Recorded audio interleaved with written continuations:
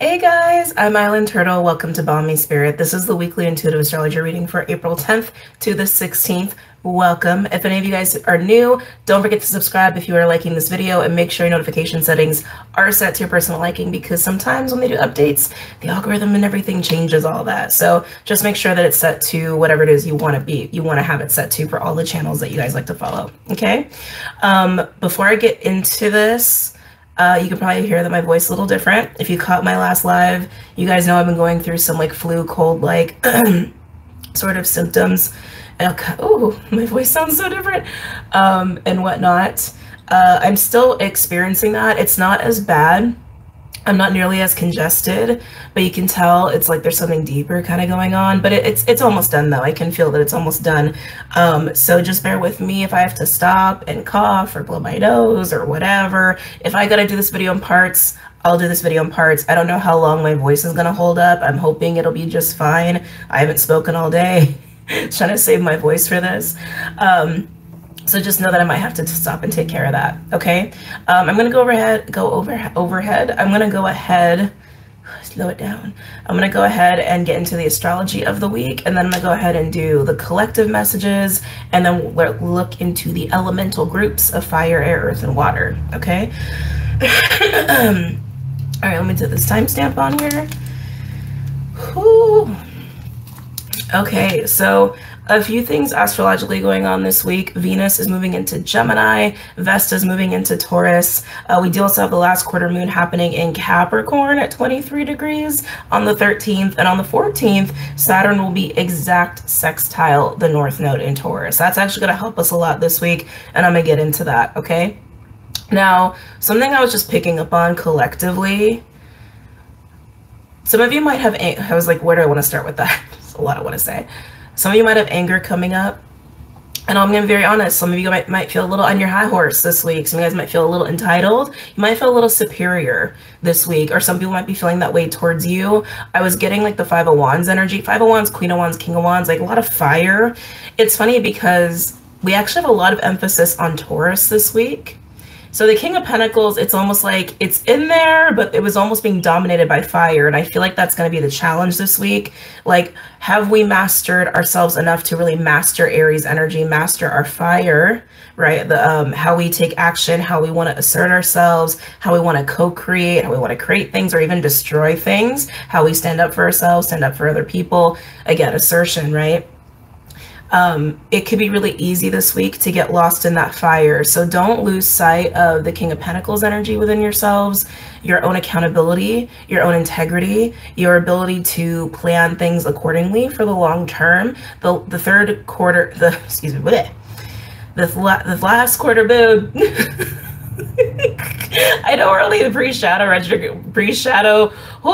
retrograde phase for Mercury, but my goodness. I mean, like I said, I also haven't been talking as I've been going through all this too, but the last quarter moon is also in Capricorn on the 13th, and that kind of emphasizes that too. So just don't lose sight of that earthy, responsible, mature, playing the long game, right? Understanding your values, holding to your values, and not getting caught up in your desires, not getting caught up in your passion or your fire to the point where you start to act without integrity, or you start to feel like you might be even better than other people. You would start to lose your empathy or your compassion. So just be mindful. That seems to be the biggest thing going on this week. But there's a lot of cool things that could happen too, especially if you are really in tune with that your own integrity and accountability, and you're acting from that place and you're staying aware, even if other people come at you wrong, and you're just like, you maintain your shit, right? You maintain yourself. We have a lot of luck going on. Jupiter is at play. Venus is at play. We have a lot of excitement with Uranus going on too. So cool stuff to be had this week if you keep your head and your wits about you, okay? Mercury, like I said, is in the pre-shadow retrograde phase. It's retrograding on the 20th of April, and then it goes stationary direct on the 14th, and then it leaves the post-shadow phase on the 31st of May, okay? I wanted to do a video about it. I don't know if I'll get to it. If I get to it, I get to it, because I was looking at what Mercury's doing, like through those phases, and I was like, ooh, interesting. So maybe I'll get to it, maybe I won't. But if you're going to take anything away from this week, take away with the things that I just said, okay? Now, there are like 3 main kind of clusters of celestial bodies that are like yeah, that's what I meant to say. 3 clusters of celestial bodies that are prevalent this week. The first one being Sun and Jupiter. The Sun is conjunct Jupiter this week, very closely. I believe it's strongest, hold on, I have this written down. Yeah, it's strongest on the 11th. So April 11th and April 14th are really huge dates. There's a lot of different energies that are peaking on both of those dates that kind of coincide with each other. April 11th, which is like Tuesday, I think. Yeah, I think it's Tuesday. In the States anyway, it's Tuesday. April 11th. There's going to be this feeling of confidence. There's going to be this feeling of optimism. There's going to be this really intensified feeling of, I just want to be indulging in my passions and my desires. There's going to be romance in the air. It's going to be very like flying high. Okay. It's not just going to translate to romance, because it's also Venus and Pluto is a play in this energy. Again, I'm going to talk about that, but keep in mind, this can affect your finances too. April 11th is going to feel like the day where anything is possible and we are superheroes and we are invincible and we're going to live the life we want. We're going to live that good life. That's how April 11th is going to feel. Everybody's going to feel like on cloud 9, like they can conquer the world. Okay. And maybe you can if you keep your head about you. April 14th will come the day of realizing you can't conquer the world. At least maybe not in the way that you might have thought if you lost your head and you got caught up in all that fire energy and you lost your integrity, your accountability, you lost your values, right? Or you kind of, again, lost yourself in the midst of all of that, right? Staying grounded even through the highest of highs is important. Not to say you can't enjoy it, but if you let yourself get really caught up in the highest of highs, you can come crashing down pretty hard. You got to stay grounded through all of that so you could actually utilize that energy for the long term. This is like part of the lesson this week, okay? But yeah, April 11th, flying high. April 14th, ooh, reality check. Reality check on, oh, I handled it just fine, and you're getting rewards for that. You're seeing the benefits of keeping your head about you, keeping your wits about you is what I keep meaning to say. And if you didn't, you're going to see that you didn't, and you're going to see why it's important to keep your wits about you, okay? But let's get into this. So the first group, the Sun is conjunct Jupiter, and Eris is in Jupiter, and Pallas Athena is in Cancer. Both Eris and Pallas Athena are working very closely with the Sun and Jupiter. So this is what I mean by like a little cluster. When the Sun is conjunct Jupiter, it's like, it's very confident. It's very confident, I could do anything. They're both in Aries energy too, which is like even really amplifying that level of confidence. It's also giving us a sense of vitality as well. It's also going to amplify any like flirty romantic stuff you got going on or anything that you want to take initiative on. It's a great energy to have. Now, the only reason I say to be cautious of this, Jupiter is an expansion energy. It expands anything it touches, the good and the bad and the ugly and everything in between, okay? So if you get caught up in shit and you lose yourself, that part of you is going to be super amplified. So again, be wary. Now, Eris in Aries is conjunct both the Sun and Jupiter. And this is actually unlocking that like female warrior energy. That's what Eris is. Eris is female warrior energy, empowerment, leadership. You can think of it actually like the Queen of Wands meets like Five of Wands, actually. Five of Wands, Seven of Wands meets Queen of Wands. You can think of it like that. And that energy of us like being confident and optimistic is going to get tied up in that, in feeling like we could take on the freaking world. And also this feeling too of like acting out justice. That was something else that was coming through as well. Again, kind of being a little bit on our high horses. And this is something else I really want to say, because this is something that I was talking to a friend about, and I feel like it also pertains to this week. No matter where you're at on your journey, you're not better than anybody. Okay, none of us are. None of us are better than you, me, I, he, she, whatever. Okay, we're just at where we're at. Everyone else is at where they're at. I've seen so many people get caught up in ego, and then of course spiritual ego. And I'm not immune to that either. I've definitely had my moments where I've gotten caught up in that myself, and I try to be accountable to that. It can be really easy to see like, to judge someone and be like, oh, well, you're like farther behind than me in the spiritual journey or whatever. But does it matter if they are or not? No. And even then, you don't know if they really are or not, because no one's journey is linear. You can't compare the two, right? So again, just a reminder to take that in with you this week, especially with Pallas Athena at play here too, because Pallas Athena in Cancer is square the Sun and Jupiter. Pallas Athena in Cancer is the empathic warrior. It is the epitome of being a light being and bringing compassion to the table for balance, for resolution, for making plans, right? It's considering the effect that we have on other people and ourselves, even just emotionally speaking, because it is Cancer. So all this Aries energy with Jupiter, the Sun, and Eris can really get people on their high horse, especially being square Pallas Athena in Cancer. It's like, it's causing tension with the empathic warrior. And it's not to say to be like a doormat, but to just always maintain, again, that integrity. Maintain that integrity, right? Keep the empath an empathic warrior. I already need water, damn it. Already.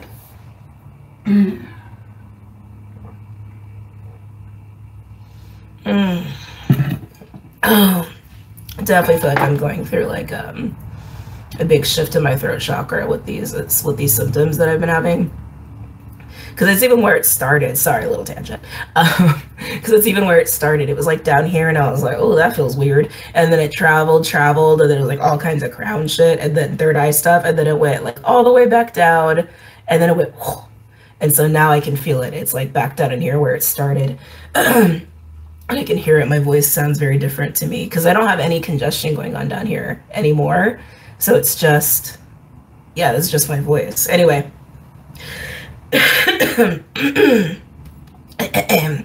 Moving on.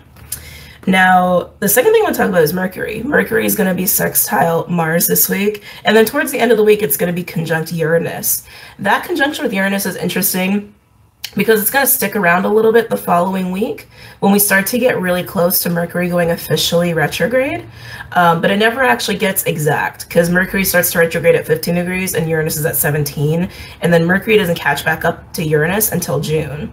So I just want to like put this out there. If you are like, if you're someone who like takes your retrograde phases to really truly reflect and review, anytime a planet goes retrograde, that's what it's for.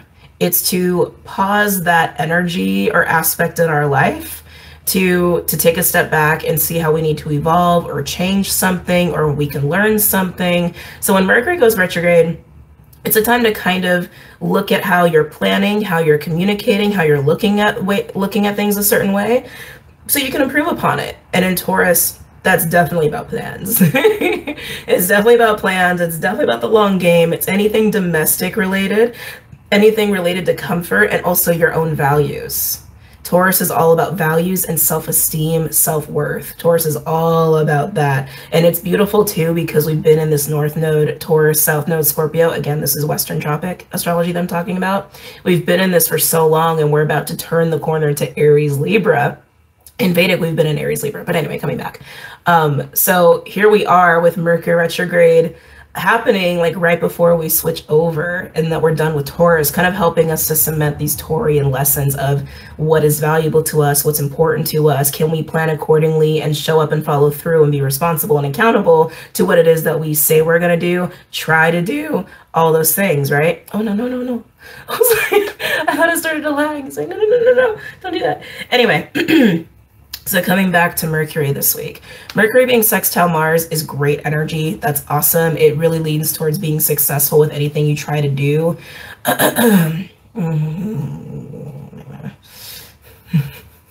It's frustrating when you have so much to say and you can't talk. It's very frustrating. Anyway.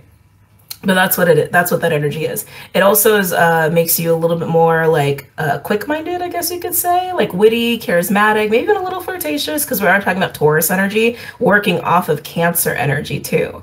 So that's like a very comforting, yummy energy. This could even be presenting opportunities where maybe you or people around you want to like show up and provide, right? And a lot of collaborations. I expect that this upcoming week, There's going to be people coming into your reality, coming back into your reality, and they may play a role for the rest of Mercury retrograde. So just keep that in mind too. And I'm going to talk about that in a minute, because there's definitely relationship lessons coming in this week too that will pertain to Mercury retrograde as well.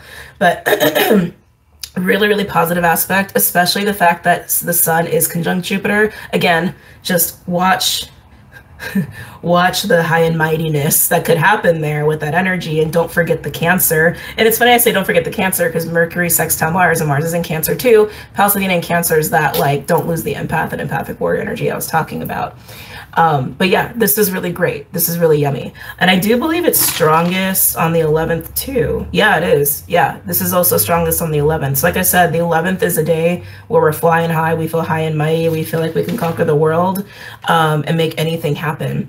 So I would utilize that day to really work on your stuff, anything that you've been trying to get done, or that you've seen, or you have felt like, oh, this is too hard to do. This is like April 11th is the day to do that. Okay. Now, when it comes to romance and relationships of all kinds, that's also a pretty important day too, where passions are going to run high. Okay. This is going to move into the next cluster that I wanted to talk about, where Venus is square Saturn. But in the beginning of the week, Venus is trine Pluto. The square Saturn's all week, but the trine to Pluto is more strongest in the beginning. It's strongest on April 11th. Shocker. The North Node in Taurus is also square Pluto this entire week. It's going to be square Pluto for a while, because we're like finishing out North Node energy. So we're going to have like 4 degrees Taurus, 3 degrees Taurus, 2 degrees Taurus, 1 degree Taurus, 0 degree Taurus, while Pluto is at 0 degrees Aquarius, and then like Capricorn 29 degrees, right? So they're going to be very close to each other until for months. For months, they're going to be like working with each other in that square. Then the North Node in Taurus is also sextile Saturn. Okay, so Saturn's working with Venus and the North Node. North Node is also working with Pluto and with Venus. Now the key here too that I noticed, the North Node and Venus, they're neighbors right now, because Venus is moving into Gemini. So for most of the week, Venus is going to be in early degrees Gemini, while the North Node is in early degrees Taurus. So that's what I mean by they're neighbors. And when you have 2 neighbors like that, and they're working with like the same planets, like I said, they're both working with Pluto and Saturn individually. If that happens, they're bridging with each other. They're bridging all of those energies together in a group.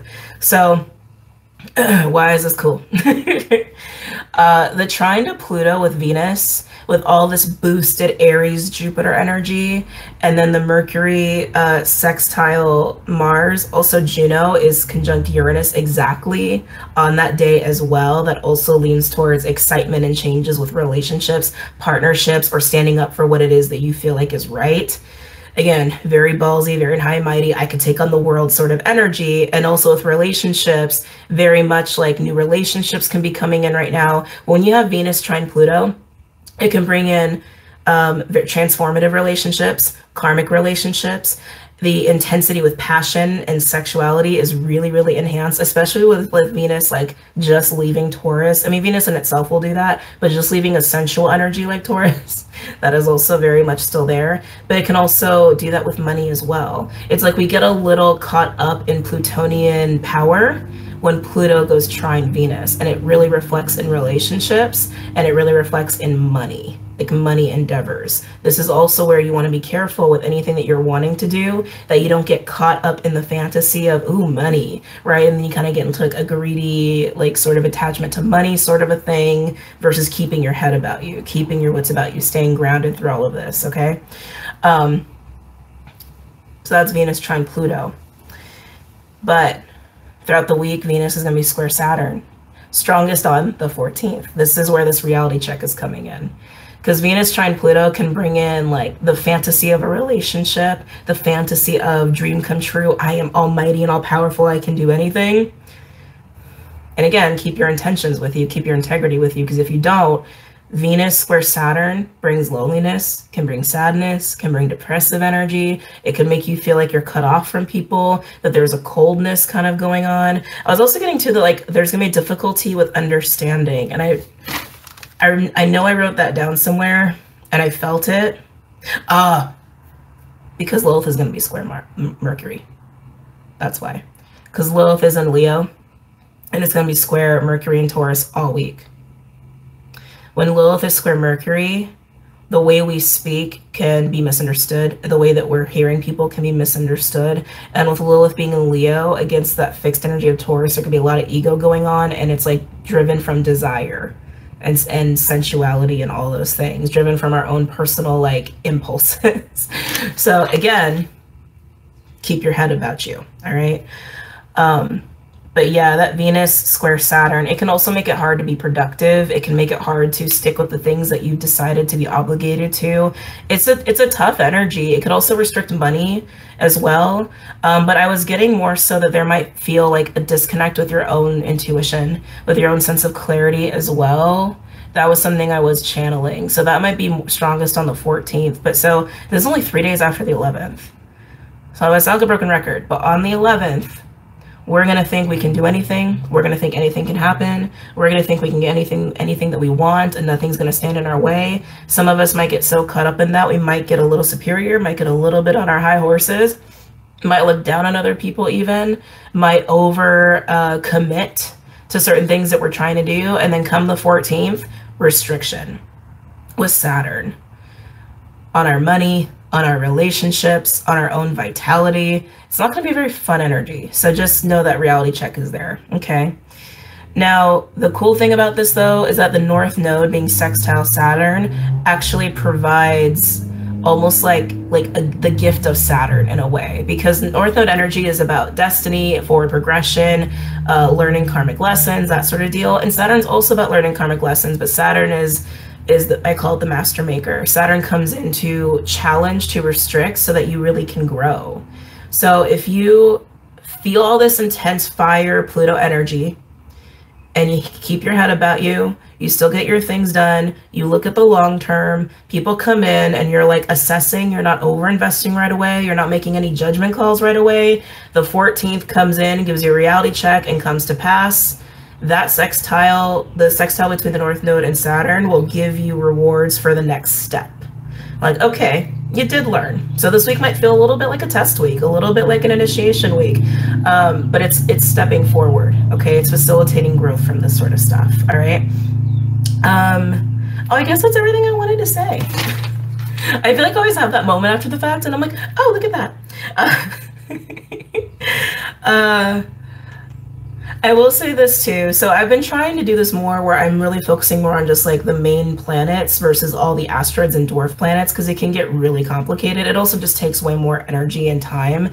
But something I will say about some asteroid and dwarf planet activity, Orcus in Virgo at 13 degrees is trine Mercury in Taurus, and that energy will come back around again after Mercury retrograde phase passes, when Mercury catches back up with Orcus. same way that it does with Uranus. Orcus is like a mini Pluto. It's a mini Pluto. And so with this energy, I feel like Mercury's like in an interesting position this week, because while it is square Lilith, having that sextile to Mars that I talked about earlier, and then this trine to Orcus, again, if you keep your head about you, you're going to see the long game. You're going to see how you need to act, like the chess game you might need to play, the moves you might need to make. Just don't be impulsive this week. Don't overcommit this week. Don't overinvest this week. Don't make any judgment calls, no matter how excited you get, no matter how fiery you get. It's like, I feel like that's the role too of Orcus being trine Mercury, because Orcus likes to punish the wrong. That's what Orcus likes to do. Orcus likes to cause justice for any kind of wrongdoings, or anybody that's like causing harm or gets on their high horse. Orcus is also really great for healing and also like occult studies and things like that. So if you're actually gearing up to do more like spiritual study, especially with Saturn being in Pisces, great week to really get into that and utilize that energy. But just keep in mind that Orcus trine Mercury energy could totally be part of the reality check too. What else? Ooh, Sedna. Hi, Sedna. So Sedna in Taurus at 29 degrees. It's going to flip over into Gemini in June, I believe. It might be July. It's definitely June or July. It's one of those. I talked about that in the Island Turtle podcast, and I think I said the orbit is like 11,000 years. That's not right. I think it's 1,100. Because I like reflected, I'm like, did I say 11,000? I'm pretty sure it's about roughly 1,100 years. Still a very long orbit, much longer than Pluto, has the longest orbit as far as like we're aware of, right, in our own galaxy. But that Sedna Taurus energy is trine Pluto in Aquarius at 0 degrees. That aspect I feel has been part of this primordial energy that's coming up, this unlocking of ancient magic, in a way, ancient primordial magic. And I was definitely, and this is something else that's been coming through me too, and I think I might do an Island Turtle talk on this, about the roots of that kind of magic that are coming up for certain lineages. Certain lineages are having access to things they haven't had access to in a long time, and it relates to their own ancestry, whether that's ancestry through magic or actual blood ancestry, but I really want to say most of that's through like blood lineage. But it's also part of this like new era energy that we're moving into as well, and there's a reclaiming that's happening there with Sedna being trine Pluto in that way, so it's really nice. Sedna is also going to be conjunct Venus more towards the end of the beginning of the week. April 11th is when that strong is. Yeah, April 11th is a big day. Actually, what's the numerology of that day? Hold on a second. Let me do that math really quick. Wait, 5, 6, 7. So April 11th, 2023. That breaks down to April 11th, 7. If you like, you know, add up the 2023, right? What's 7 plus 4? 11. 11, 11. Which, if you were to break that down, that'd be that'd be 2, 2. That's interesting. That's very interesting. Anyway, Sedna conjunct Venus. I really like that energy. It's so feminine. Like Sedna is already very innately feminine because it's about the primordial feminine magic that I was talking about, right? Where it's like it's this next level of getting closer to that godlike co-creative energy. And this reclaiming from what has been trapped, what has been imprisoned, what has been gatekept for too long. But then putting that, like having that in conjunction with Venus, the creative energy that comes forward with that just feels so yummy. That to me feels like birthing energy, creation, fertility. That feels like pure Empress energy coming into like a next level of power. And with the sun being conjunct Jupiter and Eris, the feminine warrior, I definitely think that's going to be part of that. Now, again, when this comes in, there might be some activations and downloads that come in with this too. That's just the feeling I just got. April 11th, April 11th, April 11th. Okay. I need to write this in the title. Hold on. April 11th. Anyway. So when that comes in, it might feel like a lot. It might feel very intense. You might feel very overwhelmed with energy, with light, with power. Don't let it get to your head. All right, remember, you're not better than anybody else. No one's better than anybody else, okay? We're all here having a human experience while also being divine light beings, and it ain't easy, all right? Okay, so that being said, let's go ahead and get to the collective messaging. Let's see, start this at 15. Oh, it's been a while since I pulled cards. It feels funky. Oh, okay. I was like, there's a deck, excuse me, there's a deck that's calling me that I haven't used in a while, and I don't even normally use it in this kind of context. I normally use it for advice, but it's calling to be used now. So we're going to just do that. It's called the Gaia Oracle. It is listed below. All the decks that I use are listed below for your convenience. Okay.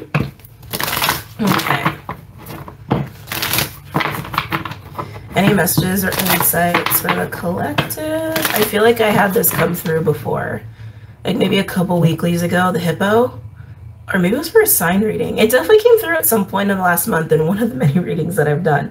But the hippo, to me, that is a very strong, like, divine feminine energy. It's a lot of power. It's like hippo energy, too, in a shadow way, can be very aggressive. That's kind of the energy that I was getting earlier, right? Where I was like, be aware, there might be some anger coming up. And it might feel like divine feminine rage. It might feel that way. I feel like it's partly the flooding in of that energy, the flooding in of those downloads. God, are we going to go through another upgrade? I'm not ready for another upgrade. The collective might be going through another upgrade soon because it just has that feeling to me. And I talked about that, actually I talked about this in the last weekly, right? Where, you know, the gates are open, that primordial magic is now unlocked, and we've been like soul retrieving it, right? This kind of feels like that. This feels like being aware and fully embodying it, and like, oh, like something coming online with that. But when it does, it feels like it also comes with like aggression and a little bit of rage. For some people, some of you might feel that more than others. Some of you might have already experienced this rage of Eris. If you have, I feel like you might have another wave coming. This just keeps, like, I'm seeing two hippos like fighting. Like, that's actually what I'm seeing. There might, oh goodness. Oh, there might be a lot of feminine on feminine agitation is what I want to say. Female on female agitation. Thank you. Oh, a lot of downloads coming in. A lot of clarity on female aggression and female on female dynamics. Sisterhood. A lot of distortion that's been part of that will also be coming to the surface as far as clarity is concerned on why that's been a thing. Where's masculine energy in all of this? Wait a second. It's funny. I almost wanted to say, where's the King of Pentacles? Where's the integrity? Where's the accountability? Where's the groundedness? Where's the maturity? And then I almost felt like saying, where's the masculine? Where's the masculine? Where's the masculine in all of this?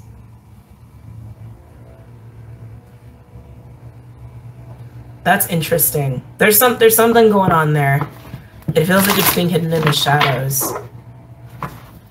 Almost like this female on female anger, rage. Again, when that stuff comes up, it's because it's being released. It's because it's being healed. It's because it's being alchemized, right? But that's almost overshadowing whatever's going on with masculine energy. You know, sorry, another tangent. Maybe it's not a tangent.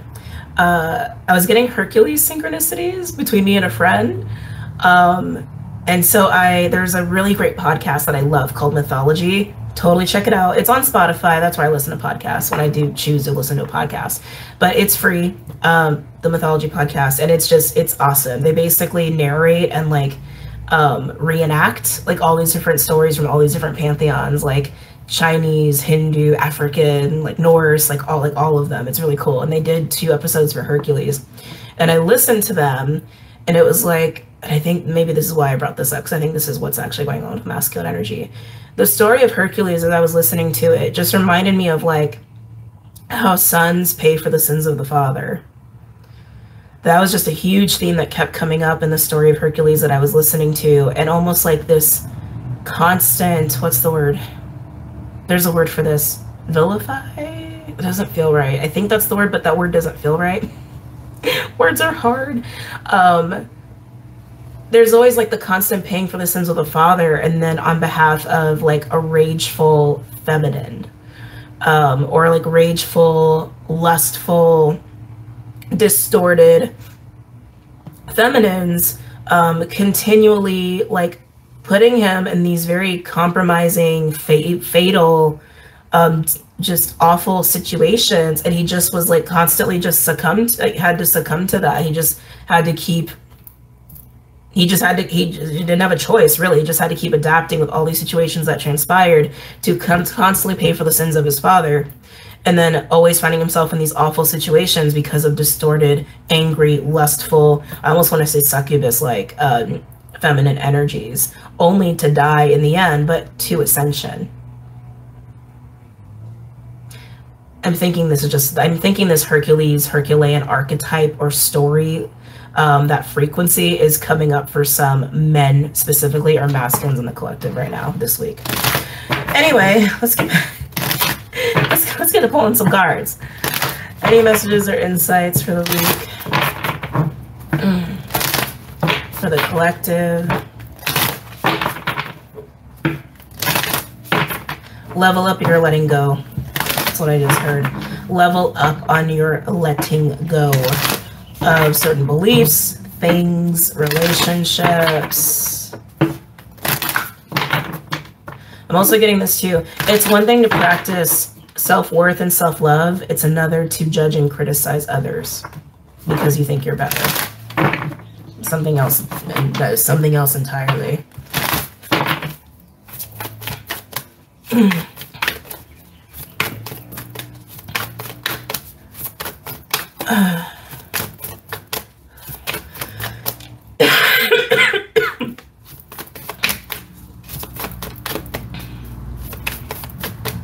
Oh, sorry, hold on a second.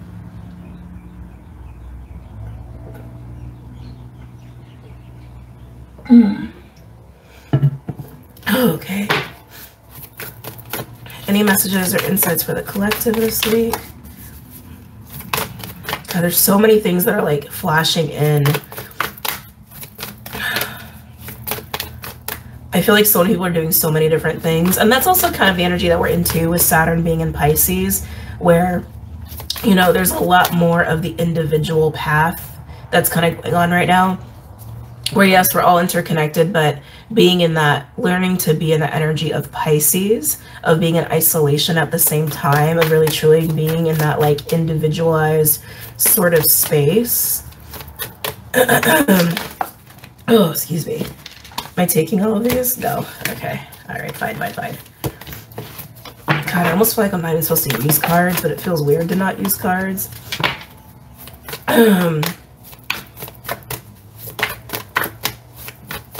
It's like they were showing me dolphins, and I was really feeling a lot of like people who are working with Lemuria, grids, timelines, energies, beings, remembering your time, being in Lemuria itself.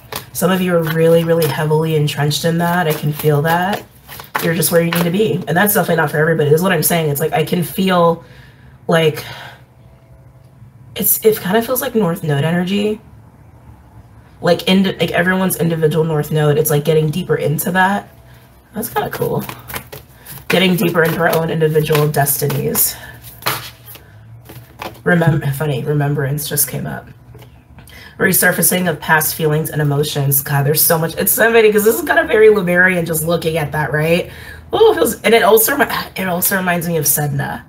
It also reminds me of Sedna. So the story of Sedna, she basically, okay, I'm not going to go through the whole story. I talked about it on Island Turtle Talk, but Sedna eventually became this like primordial watery kind of like goddess like energy who like gave birth to sea creatures because her father cut her fingers off and she like drowned basically. But it like definitely reminds me of Sedna.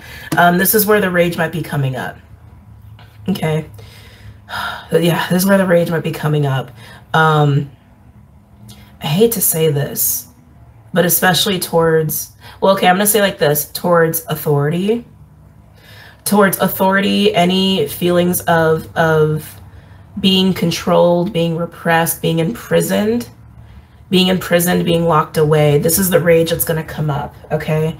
And that is because the part that we're reclaiming, this primordial part, has been locked away, okay? It has been locked away, and now that it's not, we're like exercising our anger and the release of that imprisonment, that thing that was taken away from us in the first place.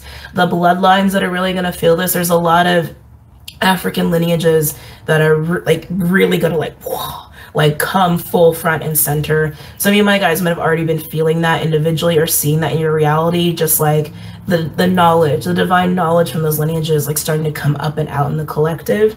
So that's gonna be kind of interesting as well. But this is also relating to the feminine too. It's relating to a lot of things. But you understand what I'm saying? It's like what has been kept away from us, locked away from us, imprisoned in a way, a piece of us, a piece of the collective, a piece of the cosmic consciousness, you could even say. Because it's come back, the rage that it was locked away the first place is what is like being expressed. And you might start actually remembering. You might start having memories. Again, some of you, they're Lemurian. Some of you, they're way older than that. Just depends on who you are.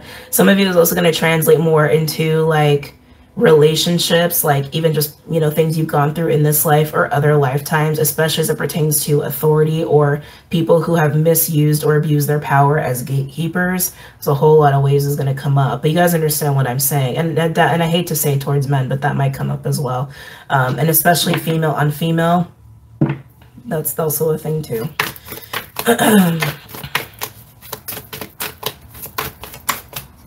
Any other messages or insight?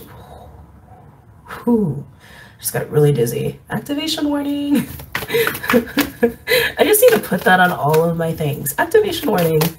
Any messages or insights for the collective this week? It's crazy because even the way she's like has the vines around her, it's like she's imprisoned, right? Like those are her chains. Reflection, illusion, self-examination, distortion. It's exactly what I was saying before. When this comes up, don't get lost in it. Recognize it for what it is and let it come out, but don't get lost in it in a way where it's like you're gonna get on your high horse and go seek out justice from a distorted place, right? Seek out justice, but do it with integrity, do it with accountability, do it with your head on your shoulders. I keep wanting to say head on the shoulders, which is kind of interesting. I don't know why I keep wanting to say it that way. This could also pertain to something that has gone on during the full moon Libra. The star Algol was huge, and it was working with Venus, actually. And Algol is associated with Medusa and decapitation. That could be why I'm mentioning it like that. If during the full moon Libra, if you ended something, cut the head off of something, metaphorically speaking, it could be coming back up this week, or you could be finding something out this week about it, or just reflecting, and then it kind of like helps to unlock some of this rage. Okay, moving on. Any other messages or insights this week for the collective? Ooh.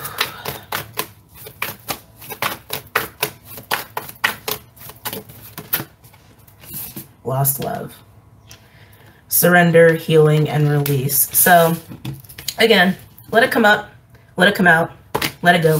4114 on the camera when I looked up. See if anything else wants to come out here.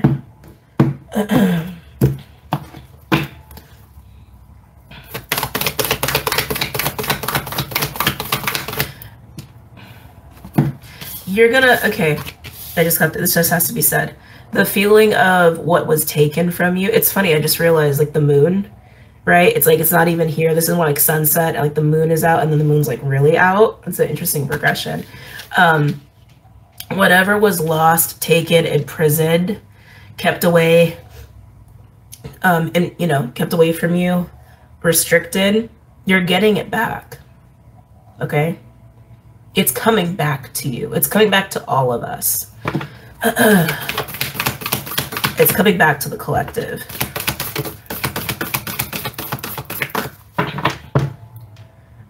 Purification, water, emotional cleansing and rejuvenation. Ooh, from the search, feeling lost, confused, lonely. That feels like April 14th.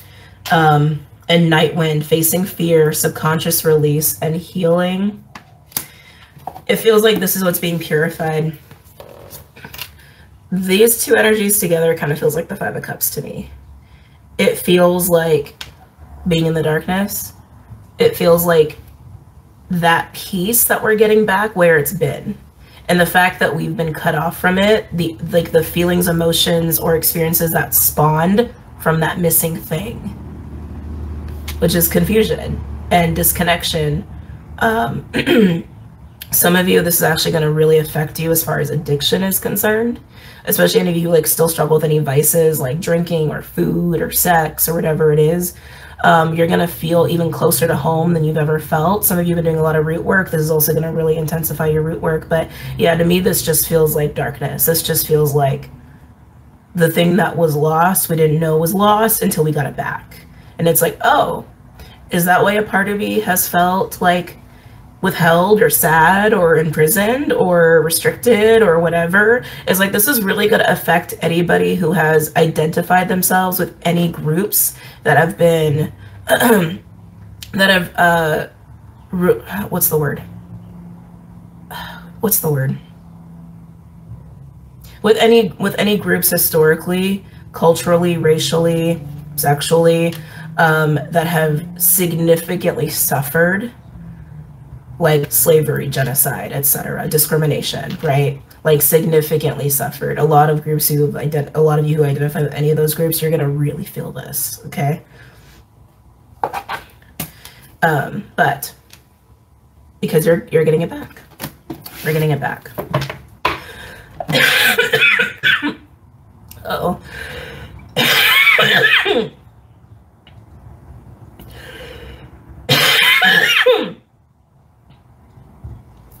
Be right back.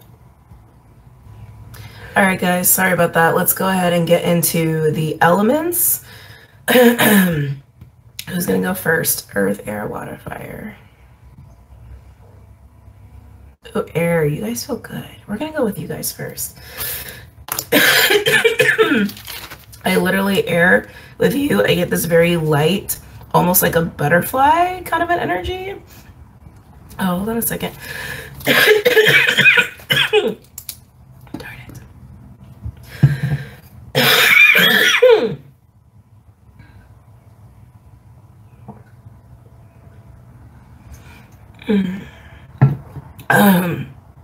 Yeah. I'm getting this very light energy with you. They keep showing me the butterfly, which is about change, metamorphosis, but it's renewed energy. It's about beauty. It's about grace. I also like Virgo energy with you. I feel very feminine energy with you. I feel Venusian energy with you. It feels just really good. It just feels like you guys are all about beauty this week, actually. And you guys feel really, really light. Like you've recently released a lot. It may even just be feeling very joyful and generally just really good about life, not attaching to too much, just kind of taking life as it comes. Like your energy just feels really, really great this week. I really like it. Let's go ahead and pull some cards. As always, we're going to start with the Wild Unknown Animal Spirit deck. Any messages or insights for my air signs? Gemini, Libra, Aquarius. Now I also want to say, keep in mind that while I was reading this collectively and more on like the bigger macro scale cosmically of what's going on with the collective, this also like on a very individual, more like physical plane sort of level, can be that you're releasing something that's very, very deep that has affected you for a very long time, potentially affected your root chakra, your lower chakras, the foundation of who you are as a person, and reclaiming a piece of yourself that you actually forgot was ever there. Maybe even doing some ancestral clearing as part of that too, or reclaiming as part of that too. But air signs, let's come back. Gemini, Libra, Aquarius. Gemini, Libra, Aquarius. Gemini, Libra, Aquarius. You guys feel very regal too. It's funny because you feel like lights, not just like light, but like lights. But you feel very regal too, which is kind of interesting. Yeah, it's funny. I'm getting like Virgo Leo vibes with you. You could be dealing with the Virgo Libra. You could like be a cusper in one of your placements. Something could be happening like down the line with Leo Virgo season, like late August. But yeah, I'm getting like Virgo Leo energy. The only placements I know that are in those signs right now are Ceres and Virgo, Orcus and Virgo, and Lilith and Leo, in Tropic anyway. Any messages or insights from my air signs? Ooh, fire, fire. That's a fire. Cobra, cheetah, and elk. Someone knows what they want. Wow. Yeah, I'm getting like 3 of Wands, 8 of Wands, King of Pentacles is how I would read this. Like a King of Pentacles is like in this 3 of Wands mode, and they're waiting to take action to move into the 8 of Wands. That's what they're waiting for, which means there'd be like a 5 of Wands energy there, which would mean that there's some sort of like, almost like a milestone, I want to say. Yeah, almost like there's some sort of milestone or some sort of like challenge they have to overcome, maybe even competition they need to overcome. This could totally be you. It doesn't have to be somebody else. It's funny, I'm speaking as if it's like a different person, right? Not you guys. That's interesting. I didn't realize that until after I said those words. But take it as it resonates, because I do feel like it is very much you. But this is waiting for the right time to strike, to move, knowing that you're going to be able to take action, but it's in the right time, and it's after a certain milestone is what's coming through. It's after like a 5 of Wands energy is completed. Yeah, I want to say after a 5 of Wands energy is completed. Cobra can also speak of learning from challenges, learning from mentors as well.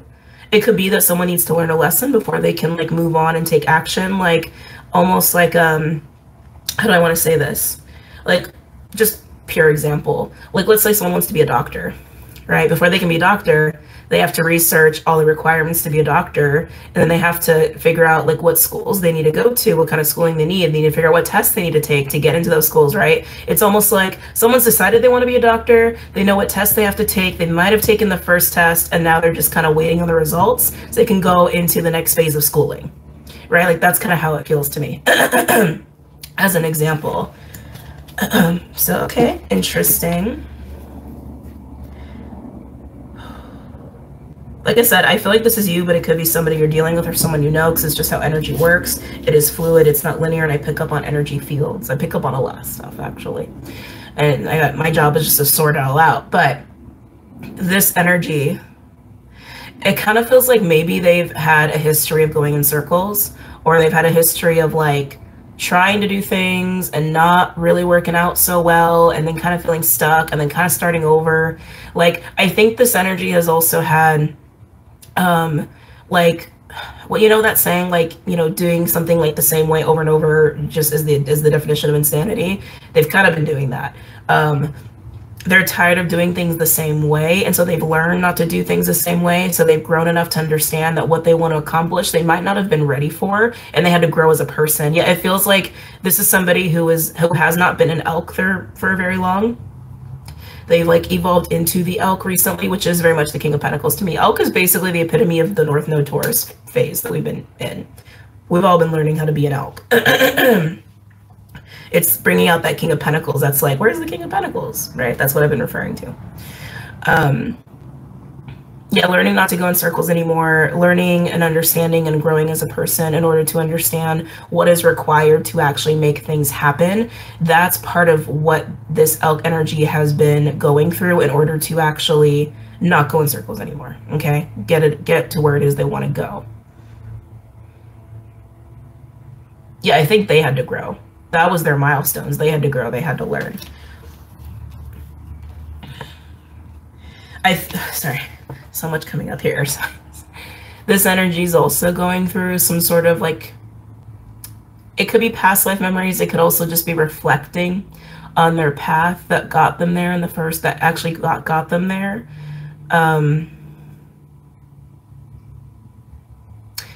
That's not a great feeling to me. I don't know why, but it's not. It feels like insecurity, reflecting on maybe how insecure they've been in the past, and like understanding that they're different now, understanding that that insecurity is what caused them to go in circles in the first place. Yeah, that feels very resonant. Maybe even reflecting on how they've allowed people to take advantage of them, or they didn't recognize like that's what people were doing. I just don't like that, because it just feels bleh, you know, it just feels gross. It feels like bleh. Just feels like meh. But this person's evolved and they've grown. Like I said, I do feel like this is you. That I feel the need to speak about this elk in that kind of way. Like just speaking about the elk as the elk. Interesting too, there's an identity thing going on with this elk. They've changed. I mean, they might have changed like that much to the point where maybe people really don't look at them the same. They don't recognize them, whether they've changed physically, but I feel like it's so much more than physical change. It's a very much an internal maturing, sort of a soul development that this elk has gone through. And I feel like this elk has gone through a lot. I think this elk has gone through a lot.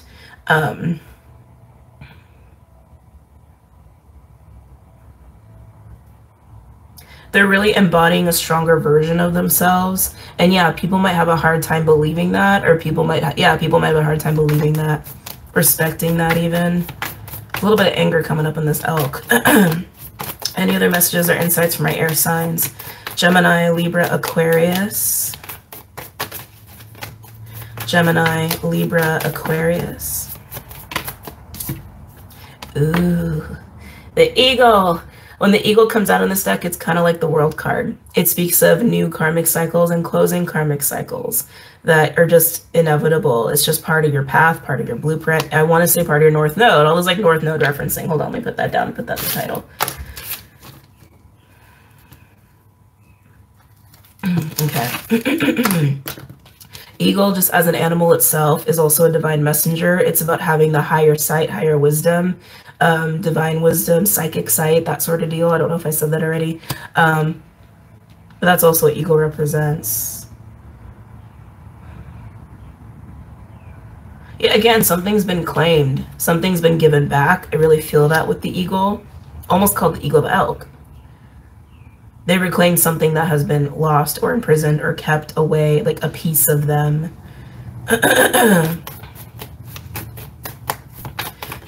Any other messages or insights for air signs? Gemini, Libra, Aquarius. Oh my. Ooh, we have bear and lizard. This is like being in hermit mode because you're too stressed out, or there's too much going on, or too much empath overload. And it's coming on the cobra.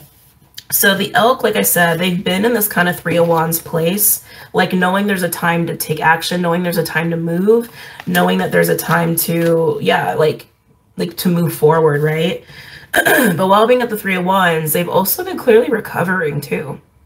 This is totally an energy of recovering, taking care of oneself. It's very much like a Four of Swords energy. And with lizard, that does speak of empath overload, energetic overload. Could even be from like an ascension or anything like that as well, or from this sort of like reflecting and processing and letting go of the person they've been, because they've reclaimed a very deep part of themselves now, right? And they've taken on this matured elk version of themselves, and they understand now. They understand their path more. They understand more of what it is they want and how to really make that happen. They just weren't ready before, and now they are. And then we have unicorn coming in on the elk. That's third eye chakra energy with unicorn. This is having sight. This is having wisdom. This is having your head on your shoulders. This is having your wits about you, no matter how badly. Cheetah is a very impulsive energy. It's a very much do not restrain me energy, kind of what we were talking about before with all this Aries energy, right? This is someone who understands how to harness their fire, how to work with their fire, and deal with it as needed. It's funny because his antlers are on fire, on fire. There's an eclipse energy going on here too. We do have the new moon eclipse in Aries coming up, and then the full moon Scorpio coming up after that. I do believe the new moon Aries is actually the solar eclipse. And it's going to be a total eclipse. But anyway, but that's what unicorn is here. You see. If you're the elk, you see it, you understand it, you get it. There's also this ability, or this like, yeah, I'll say ability right now, this capability, I'll say it that way. The elk is also experiencing a capability of seeing possibilities that couldn't be seen before, because that intuition is turned on, that divine wisdom is also turned on, and they have their wits about them, and they're not getting caught up in how badly they want to make something happen, because that's, thank you, that's what they've learned. That's what they've learned. Like by going in circles so many times, or just trying, and not like thinking things through, not making a plan, not thinking of the long term. This elk in the past has found themselves burnt out, or like not really following through on things they wanted to do, or maybe even just like putting it down and giving up. But I keep getting like they just went in circles. Like that's how it's coming across. They just went in circles because they didn't have this maturity or divine wisdom yet, and they needed to learn why that doesn't work. Why the way they were going about something didn't work. That didn't work. Okay. Any other messages or insights from my air signs? Gemini, Libra, Aquarius. Gemini, Libra, Aquarius. Once this elk is ready, which I think the elk will be ready when they're done recovering. I think that's really what it is. It's like the elk is like getting their foundation right, practicing some self-care. Again, there could even be some like finishing of releasing of some emotional stuff, some rage, some memories, all the things we talked about before. But like the elk clearly needs to recover. And then once they're ready and they feel like they have a good foundation, they got their footing, they've got their balance. And again, practicing that, almost like a high priest, high priestess energy with that, practicing that, then they can take action and they can move into some sort of new cycle there with eagle. Now, overall, we do have hyena. Underneath that, we have crocodile. Ooh, and vulture. This is what's happening while the elk is recovering, okay? What's interesting to me is that hyena is the first card. I think there are a lot of people who are not aware that this is what the elk is going through, okay? Yeah, it feels like, because hyena usually comes out as like a Seven of Swords energy for me. Like something is hiding behind like the mask of the laughing hyena. Something's really not that funny. Or someone's being sneaky or like legit hiding something. And then with crocodile and vulture, that's literally coming off of a transformation. That's like coming down from a big change or some sort of death or letting go process. It's like coming down, recovery, rejuvenation. It's like, I don't know why this is being hidden though. It's definitely being hidden away. Ooh. Underneath that, which is coming in after vulture, we have a camel and deer. That's interesting. So now we have feminine energy with the deer. Elk is the counterpart to the deer. Elk is actually the divine masculine principle in this deck, and deer is the divine feminine principle in this deck. So for some, it could even be that this elk is hiding this from someone else, from a matching individual of sorts. But for the most part, I actually feel like this is the elk learning to practice their divine feminine energy.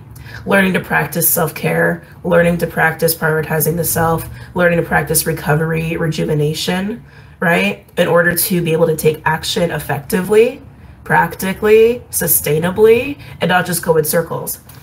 That's really what it feels like to me, especially with camel being there, because camel speaks of how we practice or don't practice sustainability, and also speaks of survival mode.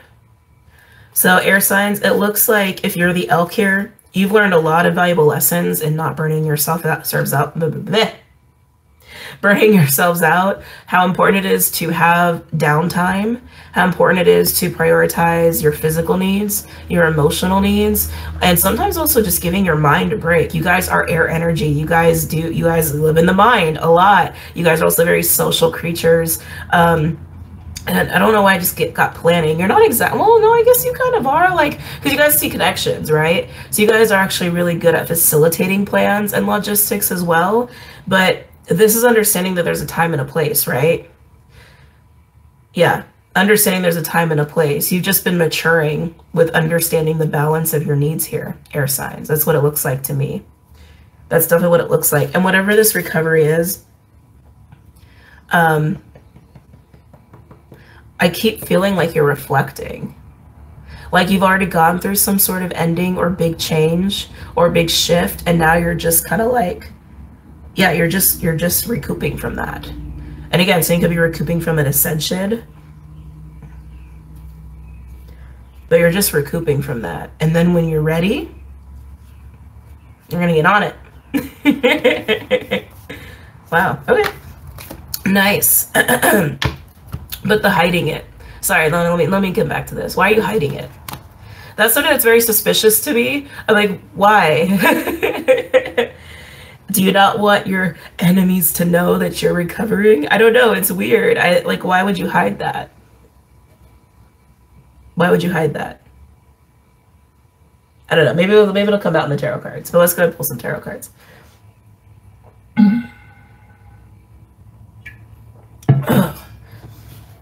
I'm gonna go with spell casting for you guys. I'm getting strong magician vibes with you all of a sudden. Any messages or insights? And like I said, so we could be, yeah, no, if you're hiding it, it's because you're hiding it from people. That's the only reason to be why you would hide the fact that you're like recovering. I don't know. Any messages or insights for my air signs? Gemini, Libra, Aquarius. Gemini, Libra, Aquarius. Gemini, Libra, Aquarius. Any messages or insights for the spread for my air signs? Gemini, Libra, Aquarius. Gemini, Libra, Aquarius. They're showing me a horizon. I was like, because I was seeing it and I was like, is that really what I'm seeing? It's like, oh yeah. They're showing me a horizon point. If you're into astrology, there could be something going on with your rising sign, like in your first house. So I would check that. But beyond that, there's that feeling of the sun is rising. There's amazing things ahead. There's more new. I want to say more new ahead. You're definitely a new version of you. You're totally a new version of yourself. There's no question about it. You're just getting comfortable in it. You're getting comfortable in it. You're getting grounded in it. For sure. That's for sure something that's going on. So you've already experienced new. You've already experienced change. There's more. You see that more is coming. I think it's exciting. I think it's exciting. It's like you're entering a springtime, and we're all technically in spring now, but like you're entering your personal spring is what it feels like to me. Ooh, 5 of Swords. Okay. Why is the 5 of Swords here? Feeling a little bit of that anger. 5 of Swords is determination. 5 of Swords gets, I think, a bad rap sometimes of being just like a total ego card, and it can be. You know, sometimes we do need that ego though, right? It's like 5 of Swords is I will win at all costs, but sometimes it also speaks of the cost being too high. It's actually Aquarius energy, I believe. Felt the need to mention that. I feel this needing to defend oneself too. This is what you're recovering from. This is part of what you're recovering from. You've gone through some sort of change. You've gone through some sort of newness about you in your life, and you're getting comfortable with it. But I can also feel like what you're reflecting on is like how much you've had to defend yourself. You're reflecting on 5 of Swords energy, like 5 of Swords energy that's come at you before. I feel like it's like there's rage attached to it. Any other messages or insights for my air signs? Gemini, Libra, Aquarius. I don't think there's, okay, this might be why you're hiding the fact that you're recovering, because I think you're avoiding this. You're avoiding people who are in this energy, which I think is a good thing. I do think that's a good thing. No one needs this around. You don't need this around you if you're recovering, but I do feel like you're avoiding it. I do feel like you're trying to hide from it, but I also feel like you're reflecting on it. And this is how energy works, right? If we're dealing with something internally, it manifests externally, especially if we're not dealing with it a lot. So while you're reflecting on it, it's also around you. And you're kind of avoiding it. You're just like you don't want to be confrontational right now. So that makes sense to me that you're hiding the fact that you're a little bit in a vulnerable space.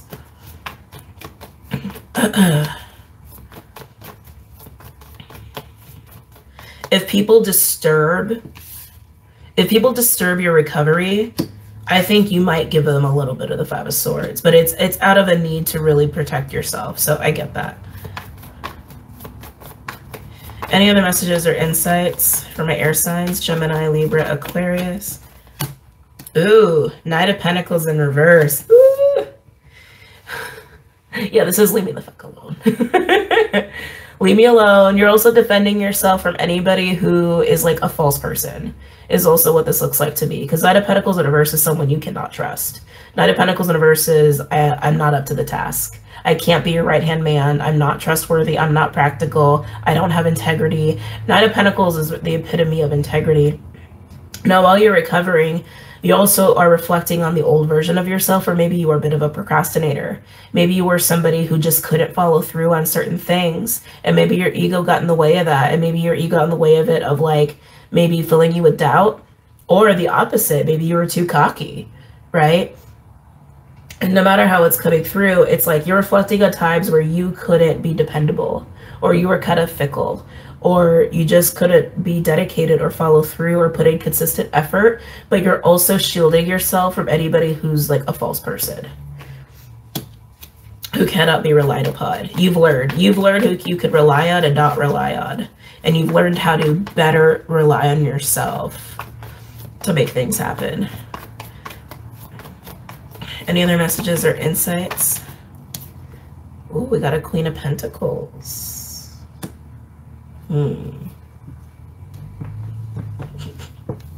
Capricorn energy. What is up with this Queen of Pentacles? This is you. Okay, thank you. I was like, this is your energy. It's funny because I would equate her to the deer, and I would equate the elk to the King of Pentacles energy, right?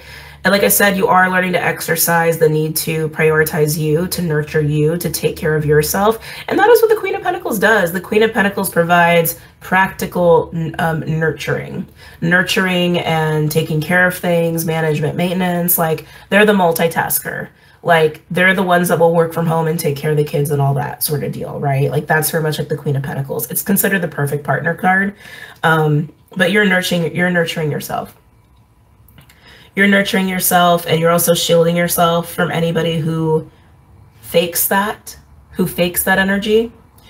And like also reflecting on how you've succumbed to that in the past.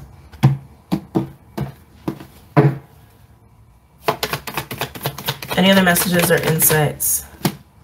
Ooh, 4 of Cups in reverse, coming in on the Queen of Pentacles.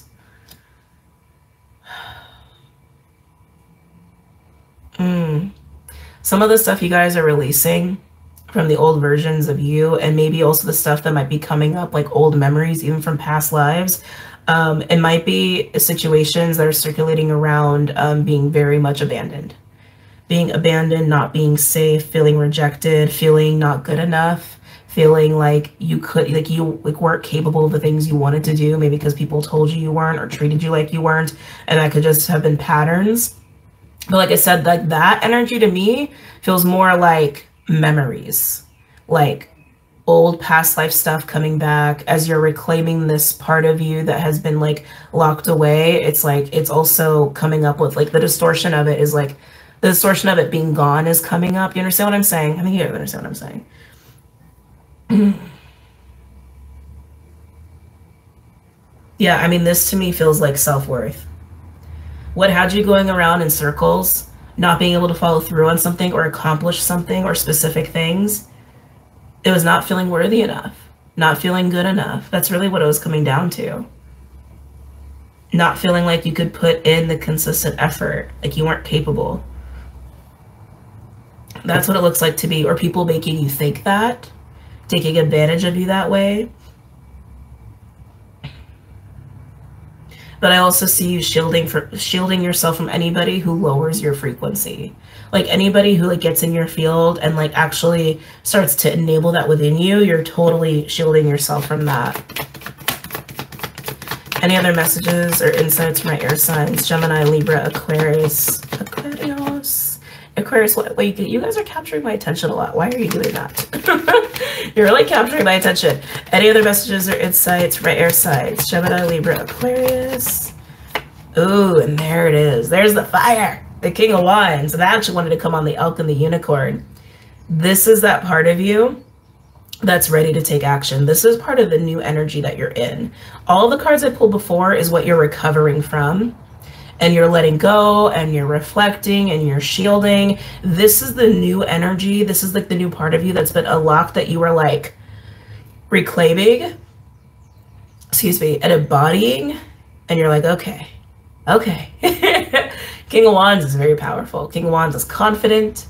King of Wands is a leader. They know how to make shit happen. They also are the spotlight of attention. Everyone loves a King of Wands. Everyone loves a King of Wands, and you are a King of Wands, and maybe you never thought you were, but deep down you really are. This is the energy you're getting used to about yourself. Overall, ooh, we got Emperor in reverse. Okay. Hangman in reverse. 6 of Wands in reverse. 7 of Wands in reverse. Yikes. Temperance in reverse. 2 of Cups in reverse. A lot of reversals going on here. That Emperor in reverse energy, this is your overall energy. This is an energy that does lack confidence. This is an energy that is kind of insecure, and that's what I was getting at before. This is an energy that like tries to control and force things to happen because they don't feel like they have a handle on things, or they're afraid of the unknown. It could be kind of like a tyrannical energy, a stubborn energy. This is the energy that is being let go of. Okay, this is part of the shadow you've already released. You've already moved beyond. There's also people that, oh God, there's people you've had to deal with too. This might be representing the archetype or the individuals that you have a lot of anger towards, and it could even represent a group of people. It doesn't have to just be one. It's like an archetype or a group that you associate your repression depression, suppression, restriction, imprisonment, sense of being small, sense of being held back, sense of being discriminated against. You understand what I'm saying? It's like you look at this energy like a villain. Whether it's a group or an archetype or one person, you can even look at it as government. I mean, just being straight up, right? And then we have this. Hangman in reverse, Six of Wands in reverse, Seven of Wands in reverse, and Temperance in reverse. What is coming to the awareness in the forefront, which is facilitating spiritual growth and clarity, is, again, I'm getting pulled to like this doubt energy that kept coming up here, because Six of Wands in reverse is like not getting attention or feeling like you're losing. Seven of Wands in reverse speaks of fear. There's discouragement going on there with the Ace of Wands in reverse. So be between the two, the 6 and the 7. Temperance in reverse is not being balanced, not being peaceful, not having faith, getting succumbed to like addiction, indulgence. It's like you're reflecting and realizing how much of that stuff is tied to your experiences with this archetype or group or person. That's what you're recovering from. That's what you're reflecting on. Now, keep in mind that Five of Swords energy I pulled, while you're trying to shield yourself from this, if somebody bothers you while you're recovering, you might just throw this back at them. If you have rage coming up at all, you might end up in the Five of Swords energy being a little high and mighty, okay? Now, the other interesting thing that I noticed is underneath Temperance in reverse, we do have this, the Two of Cups in reverse, imbalanced relationships. I almost want to say power dynamics, unhealthy power dynamics, or relationships that were like toxic or led to intoxication, unhealthy behavior, addiction, that sort of stuff, like just kept you small, kept you less powerful, kept you less you. It's a lot to reflect on. But like I said, don't forget, you are the King of Wands. This is you. This is who you are. You are powerful. You are the one that people can look to, will look to. You have authority. You have power. You don't need to force things. You don't need to control things. You don't need to feel alone, abandoned, rejected. You don't need to feel like anyone's going to take advantage of you. You don't need to feel afraid. You don't need to feel full of doubt. All these things that I talked about, right? Once you're done recovering from this, and you're very comfortably settled into that King of Wands energy, you're going to be well on your way, okay? Are we doing advice? I'm going to skip advice just to save my voice. Let's move on to another element. Oh, hold on, I did blow my nose. Oh.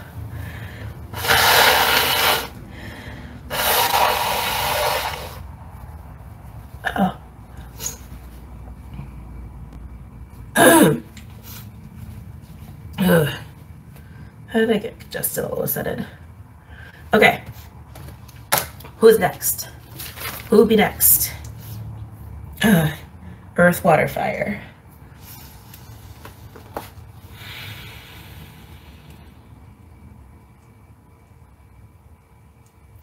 Earth, water, or fire? Earth, earth. Okay. All right. Earthykins. I'll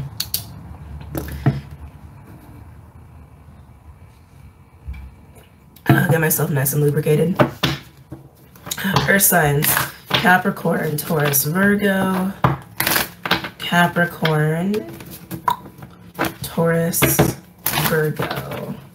Capricorn, Taurus, Virgo. Capricorn, Taurus, Virgo. Oh, hold on a second. Contacts, hold on, sorry.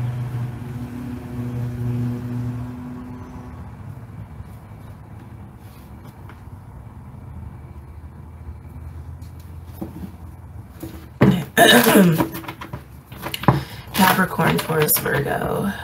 Ooh, were you guys in water? They literally showed me a wave and I feel like I felt it. Capricorn, Taurus, Virgo. Oh, it feels like you guys are like melting. I like it. Like not like a melting, like a melting, like melting. Like it feels really good. Like you guys are surrendering. You're going with the flow. Yeah, you guys feel like you're in total water energy. Capricorn, Taurus, Virgo. Capricorn, Taurus, Virgo. like my favorite card. I got a couple favorite cards in this deck. Dolphin energy, water energy. I also look at it as Gemini because it's like they have this very like dolphin energy is very childlike and very playful, very witty and very smart, and they even like represent like duality because they spend so much time out of the water and in the water. But dolphin's also sensual energy and it's play. It's also the healer card. It's the card of a healer, of a mystic. I like this. I like this vibe, Earth signs. I like this a lot. This is making me smile. This could be the group of you that I was feeling that's so tied to like Lemuria because I was seeing dolphins and I just felt that Lemurian energy. Any messages are this? Oh, attractive. This is very, very attractive. You could be attracting people. Be mindful. Be mindful. Might be very bright and shiny and juicy looking right now. Any messages or insights? Hawk. Oh, I like this. Some of you are getting back in touch with your sacral, with playtime, with sexual energy, and not getting caught up in it in a distorted way or an indulgent way. It's like really understanding the power of it, but also like how important it is, right? How powerful it is. With dolphin and hawk, hawk is literally being guided by spirit. It's like signs, omens, spirit leading you in a certain direction. I really like this for you, Earth signs. Some of you are about to go on a journey of some sorts. I can feel that. So you guys are going, like for some of you where you're really involved in your spiritual gifts, you're going to get way deeper into those spiritual gifts. I'm getting like shamanic vibes actually. Learning a new study, learning your magic, yeah, it's just you're getting caught up in it in a playful, sensual way. But wherever you're guided to go, go. Whatever you're guided to do, do. I just went to a dirty place with that in my mind, but we don't gotta go there. It's beautiful. I love it. Some of you, okay, there's gonna be a lot of dream stuff going on this week. Where it's gonna be like literally remembering shit, like past life stuff, timeline stuff. Like this is part of that, like really embodying that primordial magic or the piece that was like imprisoned or locked away. But earth signs, it's like I keep wanting to call you water signs. Earth signs, you're in such water energy. It seems like for you, it's bringing you to life. It's really lighting you up. It's inspiring you. Any other messages or insights? You could, and out being totally honest with this energy, you could be guided to a partner right now too. Whether that's in business or romance, feels like it's way more in romance. Just possibility with those energies that I'm feeling. Any other messages or insights for my earth signs? Capricorn, Taurus, Virgo. Capricorn, Taurus, Virgo. The frog just came out. Emotional release and cleansing, letting go. It's interesting that it's coming in front of the hawk, almost like spirit is guiding you to more healing. Opportunities and paths that will allow you to release even more. But the more you release, the lighter you get. Like the happier you get, the more in your play energy you get, the more involved in your sensual, sacral, powerful you energy you get. Some of you are being guided to be healers. That's also coming through very strongly too. Some of you, it's actually about getting on track again, like a course correction. I'm feeling that too. Yeah, putting you back on course. Some of you guys strayed a little bit. It happens. And even then, it's like when that happens, it's like, did people really stray? Or do they just take a path that's extra curvy? You know, however you want to see it, it's perceptional. Any other messages or insights from my earth signs? Capricorn, Taurus, Virgo. Whoa. Okay. Oh. Earth signs, wherever spirit's guiding you, like I said, go. The closer you get to where spirit's guiding you, you might hit resistance. Because it's going to facilitate more release. That might be a little challenging, but it's going to give you even more dolphin energy back. Yeah, because rabbit came out, and then we had crocodile come out. And the rabbit landed right between hawk and frog. It landed like this. And this is you letting spirit guide you, and then it's like, boop, hit a wall of fear. and anxiety and what's in front of that, what's beyond that, release. And it's not to say you haven't done a lot of work. I feel like my earth signs just went, ah. Oh. You've done a lot of work. It's not to say you haven't, but it's almost like spirit wants you to go through whatever this is. It might even be represented as a tower, but spirit wants you to go through whatever this is. Because it feels necessary. I hate to say it like that. I'm sorry, but it does. It feels very necessary for where you're going. Kind of like air signs, right? Like they just became the elk, but they were like going in circles before that in the recent past. And like, did I say earth signs or air signs? Like air signs before you, earth signs. They had like been going in circles, and it's because they needed to learn something or evolve or grow in order to actually like stop doing that. That's kind of what this feels like to me. You're in an amazing place. You're on the right path. You are. You just might not like or love where spirit is guiding you to, or who spirit is guiding you to, or what spirit is guiding you to, but it's for a very specific reason. Hawk does not come out often. Hawk comes out when it's like, yeah, we're intervening because we need to. Because we need to. But with rabbit coming out and then crocodile right after that, you might not like it initially, but if you just trust it and you keep surrendering to it, it's like that wall of resistance and like not funness or challenge is going to dissipate really fast. Because crocodile is about venting and releasing and like coming down, and frog is the full release. Okay? So just keep trusting spirit. If it gets uncomfortable, recognize that and get in touch with why it's uncomfortable and acknowledge it, let it go, and keep surrendering. Okay? It feels like it's literally a requirement to have more dolphin energy in your life. Like, you're already the dolphin, and spirit's like, you want more dolphin? You need to do this one thing first. It's the prerequisite, okay? It's necessary. Overall, we do have elephant. That's breaking through walls, breaking through barriers. And again, it could even be this wall of resistance that you're kind of hitting, and then you're like, right, breaks right through. This is Aries energy as well with elephant. I always get that. I always forget what it's called. Maybe with a B. It's a Aries nakshatra in Vedic that's associated with the elephant. And every time this comes out, I always feel Aries. I always feel Aries energy, but this is like Ganesh. It's breaking through barriers and blocks and obstacles, okay? This is necessary. Yeah, underneath that, we have Panther. Release. Oh, excuse me. Catharsis and release. Yeah, this is all about releasing for your sides. Wow. Oh, and you just get unlocked. Look at this. Look what comes in after that. So for some of you, there might need to be some like rage and emotional purging that needs to happen too. Just like one, it's like one like last little prerequisite, and then it's just like boom, like even more blessings. This is like third eye energy. This is throat chakra energy. With the unicorn is the third eye chakra card. Nightingale is always throat chakra to me. It's being expressive, singing, talking, communicating, being honest with yourself, being honest with others. It can even be like a captivating, people just can't help but like listen to you. But especially with the zebra energy, zebra is, I am unique and I am here and here's who I am. And people love the zebra. It's a very eccentric energy. It's like being a zebra in a room full of like donkeys.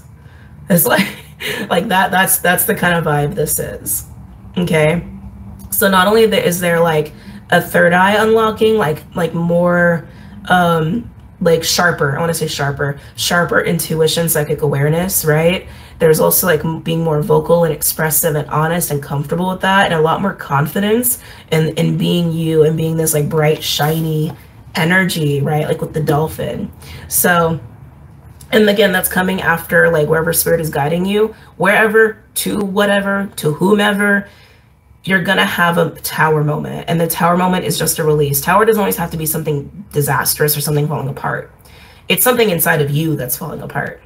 It's something inside of you that's being let go of, and it feels like literally an emotional or an anger release that's surrounded by some sort of fear. You might have a little fear of the unknown of where spirit's guiding you, or again, to who or to what, but it's going to quickly dissipate once this energy kicks in. It's going to dissipate, and then boom, Next level. Wow, that's very cool. Okay, let's pull some tarot cards for my earth signs. Look who wanted to peek out. The Otter. Partnership. Partnership card. Love card. You might be guided to a person. And this person might activate you. Just saying that, like, for some of you, that's definitely the case. Can't decide what deck I want. We'll go with Rider-Waite.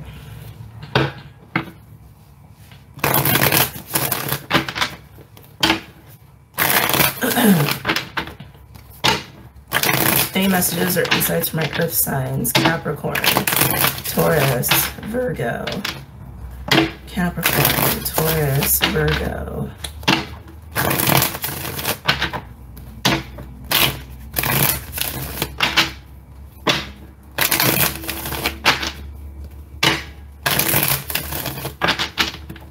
It's funny with these two cards, I just have to say. It feels like, you know, like tugboats, like how they pull bigger boats. Like that's what this feels like to me. Like there's a guide or there's an ancestor and they're like chaining themselves to you and they're like dragging you this way. That's literally how it feels. And you're like, okay. The Chariot. Chariot could also be seen as Chariot of Ascension. Especially if you've like been working with the Merkaba or sacred geometry, or you know you've been going through an activation or ascension, that could definitely be the case. But Chariot is an indication of success, of a lot of movement forward. Some of you guys could be physically moving as well, or going or traveling a lot, or even astral traveling. It landed on the Rabbit, and like I said, you're being guided. You're being guided in the Chariot energy. That's huge. Like I just feel like major movement and progression, and it is bringing up some fear. The direction you're heading, it is, I really want to emphasize this, it is the right direction. Don't fight it. It's the right direction. But a part of you is like nervous, anxious, or straight up scared that it's the right direction. It's interesting too, because in the Chariot, we have the Emperor. The Emperor sits there in the Chariot. It could also be part of it too. It's like to who or to what or to where Spirit is guiding you. You could be asked to move into like a next level of responsibility, which normally for earth signs is not scary. But a part of you might be scared of this. And if you are scared, it's gonna bring up whatever it is you need to release that is causing that fear to break through your own barriers here, okay? It's kind of like moving into a level of authority. Any other messages or insights for my earth signs? Capricorn, Taurus, Virgo, pertaining to this spread. Is that the King of Pentacles? It's the King of Pentacles. Again, the whole lesson of this week, right? Where's your King of Pentacles? Moving forward with integrity, with accountability, being grounded, being mature, understanding the long game, understanding practicality, sustainability, how to maintain / attain the 10 of Pentacles. That's what the King of Pentacles does. The King of Pentacles brings the 10, manages, maintains the 10 of Pentacles. A household, legacy, right? It's a big deal. These two cards together, this is a big deal. This is what Spirit is asking of you. Can you be this energy? Can you go to this level of accountability, integrity? I really want to say accountability, and to achieve and maintain, maybe even like lead within a 10 of Pentacles energy, leading a business, a family, a group, a company, your own personal, like, you know, maybe empire. I wanted to say like little, I don't know, piece of property. I don't know. I wanted to say it that way. That's weird. Maybe that's the case for some of you. But can you do that? Because that's what Spirit's asking. I'm also being drawn to the stars in the Chariot. That to me just screams like the star card, like North Node energy, like your path. That's where Spirit's guiding you, and you are on the right path. But you're a little scared.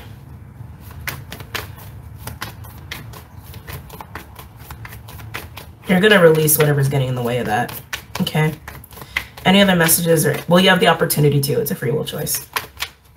I don't think Spirit, I ought to be honest though, I don't know if Spirit's going to let you like not. Any other messages or insights from my earth signs? 7 of Cups in reverse, full clarity. Full clarity, no more confusion. This is being completely crystal clear on not just what you want, but what it entails in every detail, how much of you needs to go into it, your time management, your resource management, who's going to be a part of it, who's not going to be a part of it, where it's going to happen, where it's not going to happen, like everything. This is kind of like being the big boss and being very clear about it and very firm about it. I want to say immovable. Like if someone challenges you or challenges come up, like you're not going to fold. It's not being invincible. It's just being so grounded and having a level of maturity and resilience. It's like it's big boss. Like it's just not going to happen. That's what's being asked of you.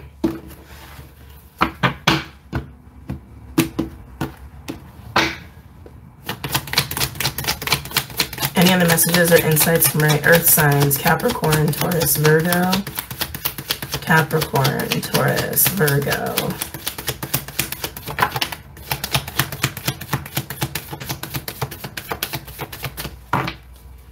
Ooh.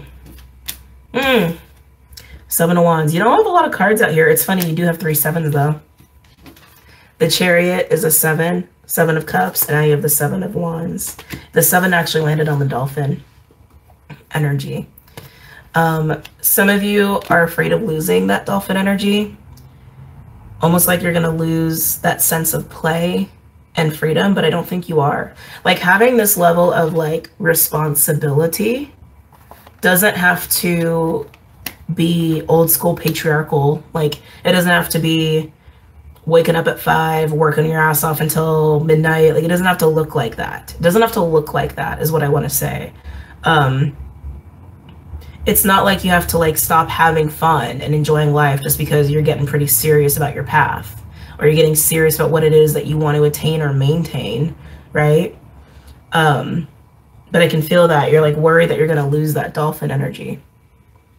It's like you want to protect that. I can feel that. Like you're trying to protect that. You want to hold on to it. I actually think the Dolphin energy brings a strength to you.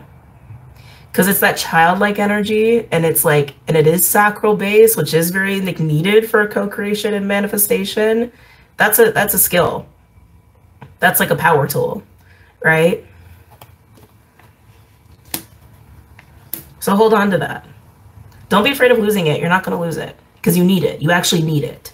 You need it for balance. You need it for balance. Okay.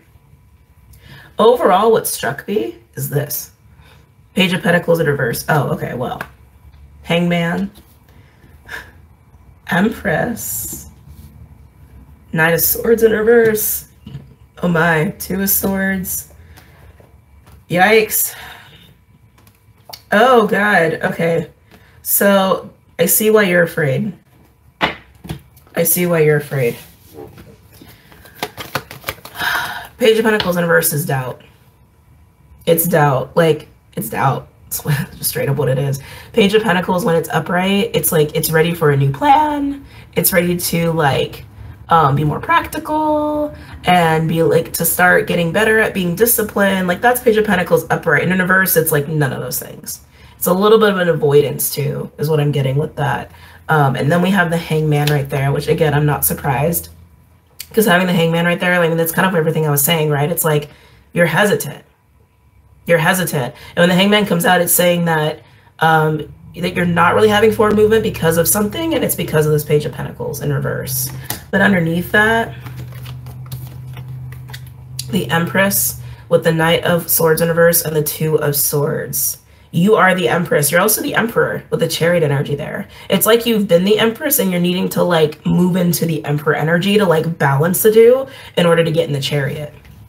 And the Chariot, it has to have balanced forces to have any movement. And I've talked about this before. Those Sphinxes need to go in the same direction.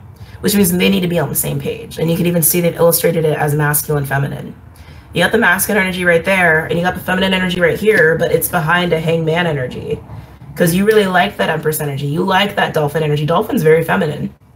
And yeah, it's like, it's sacral. It's sacral, it's co-creative, it's play, it's like, it's being in free flow energy. That's totally Empress energy.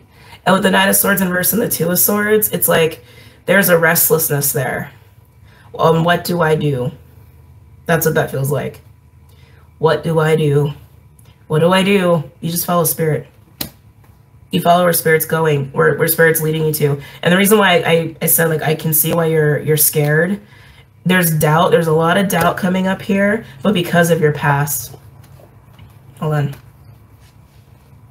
5 of Swords in reverse, 9 of Cups, 3 of Swords, Ace of Wands, Ace of Cups in reverse, 3 of Pentacles in reverse, 9 of Wands. Oh my God, with the Lovers. And the Page of Cups in reverse, it just goes odd and odd and odd. I feel like I'm looking at a history of disappointment, okay? I feel like I'm looking at a history of things not working out, feeling very disappointed, feeling tired too. Like 9 of Wands is the wounded warrior energy, where you've tried really hard at certain things, or you put a lot of effort into things and it hasn't worked out, or people took advantage of you, or you were traumatized. And it's like around the Lovers too. That's like around spiritually guided relationships and circumstances and choices. And you're being spiritually guided right now. And you're like, oh God, this again? I don't know, spirit, I keep listening to you. And you might go back and forth on that. Some of you might have some resentment towards spirit. Some of you guys need to work on some anger towards spirit about why things have gone a certain way, or why things haven't gone the way you've expected or wanted, because they weren't supposed to. They weren't supposed to. It's just part of your path. And here it is. It's causing you doubt now. You're like, I like the dolphin. I like being the dolphin. I like where I'm at now. And now you're asking me to go do this. You're asking me to go here. You're asking me to deal with this particular person. And it's just bringing up all the doubt. It's bringing up disappointment on when you've tried to deal with people, or disappointment on you've tried to invest in certain things or follow spirit's guidance, and it put you in the Knight of Wands. It put you in a place of like, I am so tired, or I've tried so hard, or I've been so traumatized. I've climbed up the mountain and I still haven't reached the top. It's that kind of a feeling. And you're like, you want me to trust you now? And if spirit is guiding you towards a specific person, it could even be someone from your past that definitely disappointed you. Or it could be somebody who reminds you of all the disappointment. And you're like, oh my God, don't ask me to trust again. But that's what you have to release. That's what you have to release. That's what you have to break through. Okay? Interesting. All right, let's move on.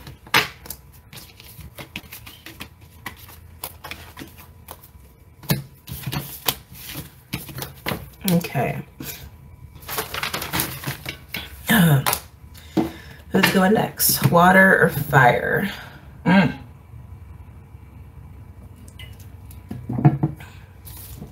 Water signs.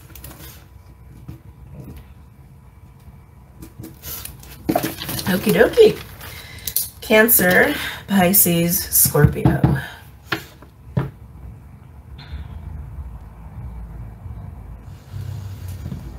I feel like you guys are in a mood.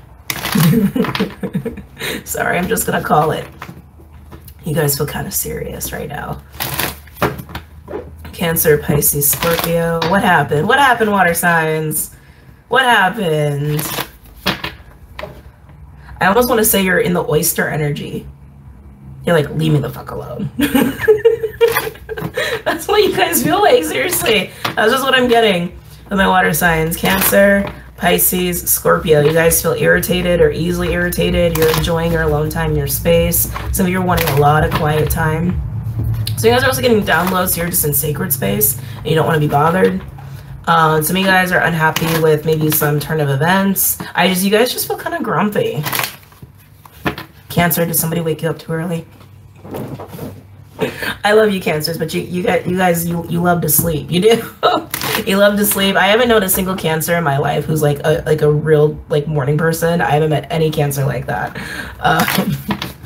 Especially if you like have any Leo in your chart, it's like, leave me alone if I'm sleeping. Anyway, Cancer, Pisces, Scorpio. Cancer, Pisces, Scorpio. If you're if you're dealing with another water sign, there could be a little friction going on. There could be a little bit of like back and forth, back and forth. It's interesting. This is a weird vibe for you guys. Cancer, Pisces, Scorpio. Okay, that's interesting. So horse came out, but it wanted to come out in reverse. I'm not going to take reverse because I don't normally read these in reverse. But horse, you're trying to manage shit. You're trying to manage shit. Horse is actually the mastery of the earth element in this deck. Horse is like, first of all, horse is representative of freedom and independence and grace and stamina. That's horse energy, like outside of this deck. But within this deck, horse is responsible for being able to very gracefully and very easily do it all.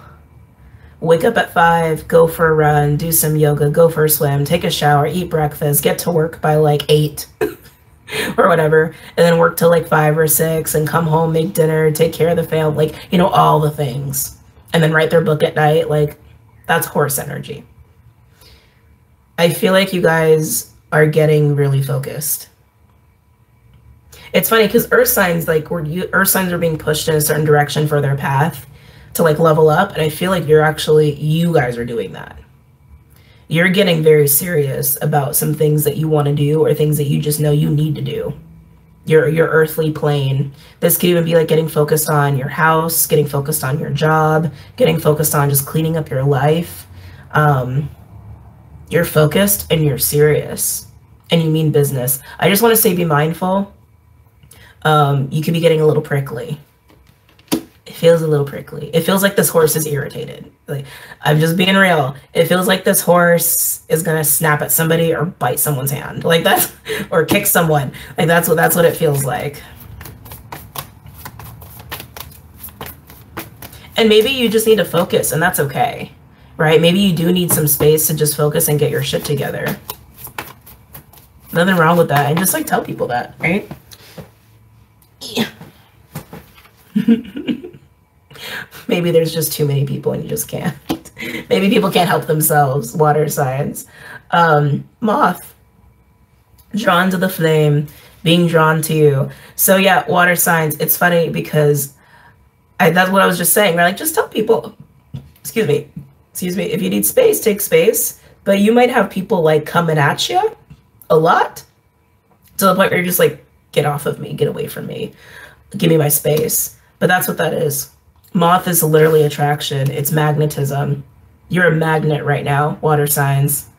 And it's because you're in this energy. And you know what? It's because you're self-focused. I think that's why. Because you are self-focused and you're not thinking about other people right now. You're just thinking about what you need, what you want to do, like your responsibilities. That's all you're thinking about. And that could be very attractive. When people like prioritize them and they don't really give a shit about what people think about them or what they, you know what I mean? It's like, it's very, very attractive. So it could be drawing a lot of people to you and it could be irritating the shit out of you. You're like, when I just want to be all about me, everybody wants to be something. It kind of feels like that. Any other messages or insights from my water signs? Ooh, we got the dragon. Solar plexus energy. This is also a card of seeing through the ego, of seeing through the veil. It can actually be a very psychic energy. Our solar plexus is very powerful. It's our chi. It's our chi. It's where we hold our mana. It's where we hold the source of our soul, the source of our power. But sometimes when dragon comes out, I can feel it like a person that is being a little like mine, because that's what dragons are. Dragons are greedy. They're like mine, mine, mine, mine, mine. That's what dragons are.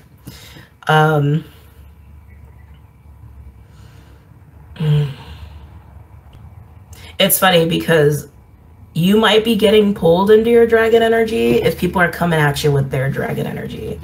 I just can't help but feel this, water signs, that like people are drawn to you right now and they do want a piece of you because you're very attractive right now and you just want everyone off of you. Like, leave me the hell alone is like really how this is coming across.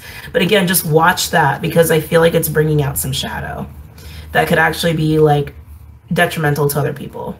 that could like really hurt people's feelings. And again, other people's feelings are not your responsibility. I don't know if I said that, but other people's feelings are not your responsibility. But just keep your wits about you, okay? Keep your wits about you. I also feel like you're very focused. This is also coming across that way. Like you are very, very focused on what you want. You see it, you're magnetized to it, you're being pulled to it, you're being called to it, and nothing's gonna stop you. Nothing's gonna stop you. Got your dragon eye on it. Nothing's gonna get in your way, and nobody better try. Okay. But watch the greediness, okay? Watch that like overwhelming, powerful Plutonian sort of vibes. Any other messages or insights from your water signs? Ooh, more power, water signs. Look at the tiger. Divine feminine power, also a symbol of spiritual awakening. It's very much like a Queen of Wands energy. It also is a mystic for me as well. You'll also notice with the horse and the tiger, you got the 2 crescent moons on the forehead, on the 3rd eye. A lot of intuitive energy here, which I'm not surprised you are water signs after all. But yeah, you're in your power and you mean business. I mean, it's very simple and it keeps repeating itself. This is also an insanely attractive energy too. To have Moth with the tiger like that, it's like having Moth with the Queen of Wands. So again, you might be beating them off with a stick because you want to be in your zone and focused. Water signs, I also feel too, this is something that's coming through why you want to be careful with this dragon energy, whether people are coming at you as the dragon and being greedy with you, or you are being in your dragon energy and you're just focused and you're confident, you're utilizing that solar, you're utilizing your chi. I feel like I'm talking to water signs where maybe people have distracted you in the past. Maybe you've gotten distracted by the external a lot, or distracted by showing up for other people, because you're water signs, you're very empathic. That's what you all do. You love to show up for people, and maybe you're really sick of that happening. And so instead of just recognizing that you're angry, ooh, there it is.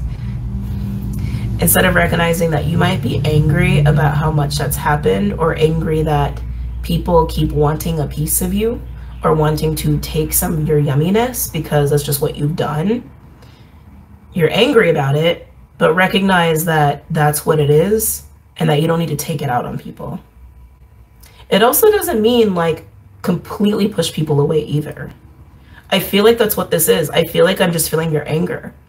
I feel like I'm feeling your rage. I feel like I'm feeling your irritation of people taking advantage of your magic as a water sign, of your tendency to show up for people, be overly giving, be overly compassionate, or let the external or relationships or people distract you from the shit that you really want to do for yourself. It's almost like you've learned to reclaim your energy and your magic and really be in a container. I want to talk about this on the next podcast episode, but you've learned how to be in your own container and not let leaks in or leaks happen, or not let people mooch off of that. And anytime someone's like, ooh, water sign, you're kind of like, get away from me, right? So just check yourself on that. Okay, let's keep going. But you're focused. You're focused. Water signs mean business. Don't fuck with the water signs this week. Any other messages or insights from my water signs? Cancer, Pisces. A lot of divine feminine energy here. We have the deer. Yeah, it's almost like they're saying, don't forget the deer. Don't forget the feminine energy. Don't forget the Pallas Athena Cancer that I mentioned in the beginning of the video during the astrology portion. Don't forget Cancer. Don't forget the empath and empathic warrior. Don't just be the warrior, be the empathic warrior. I should write it down like that. Hold on.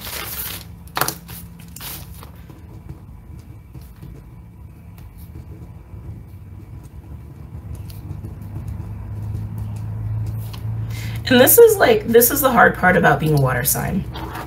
Okay. Wait, hold on a second.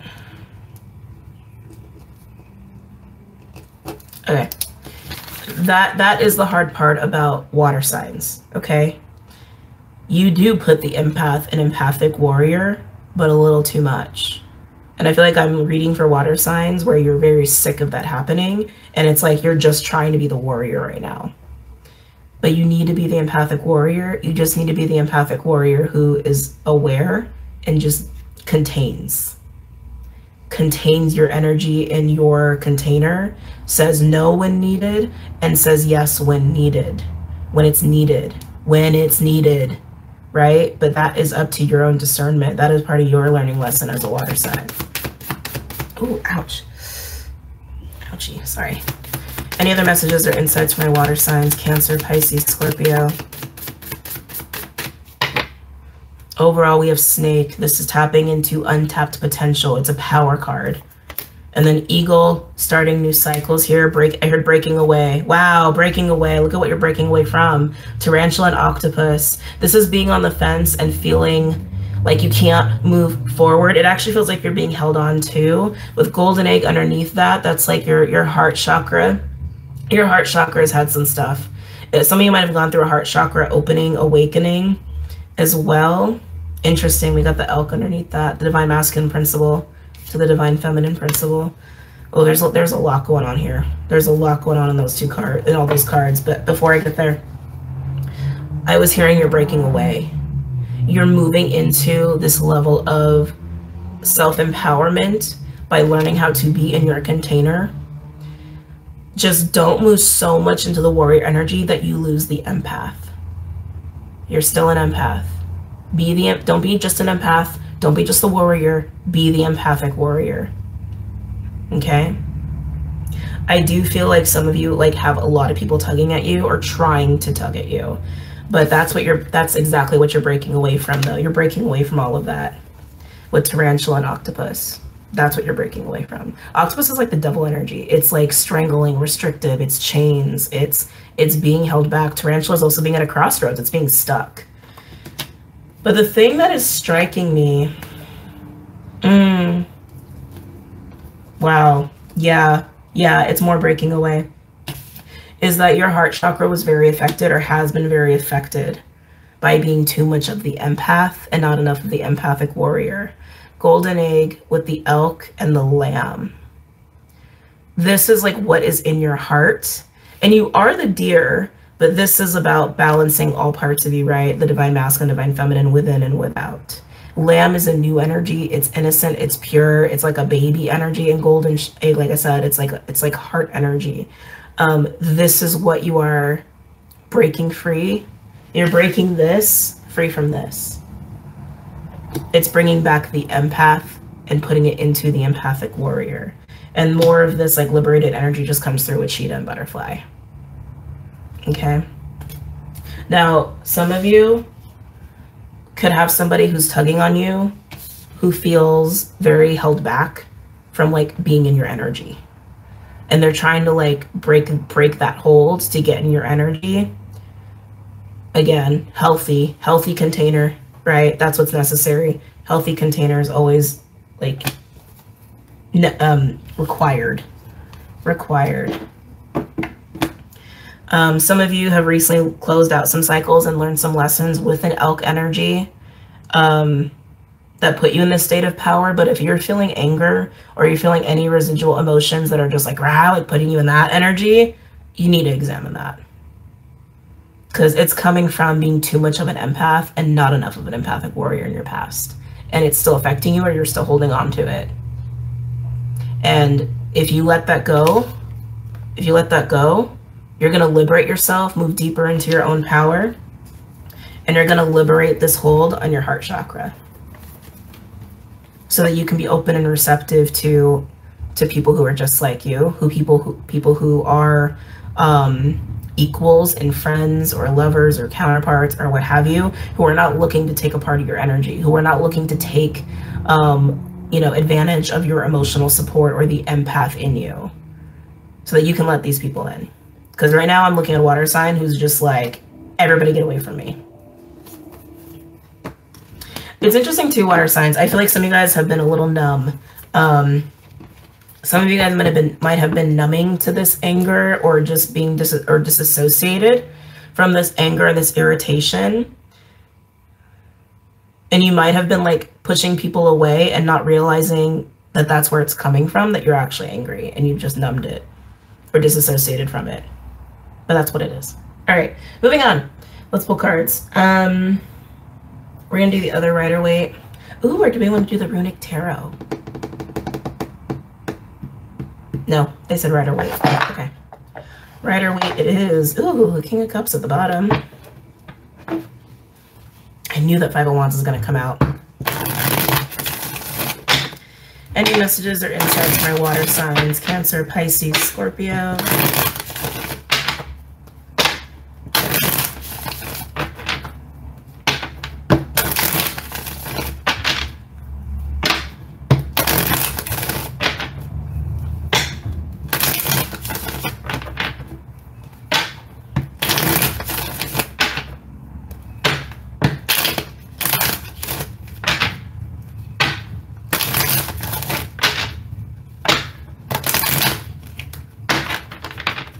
Cancer, Pisces, Scorpio. Any messages for Cancer, Pisces, Scorpio pertaining to this spread? Am I taking that? No. Okay.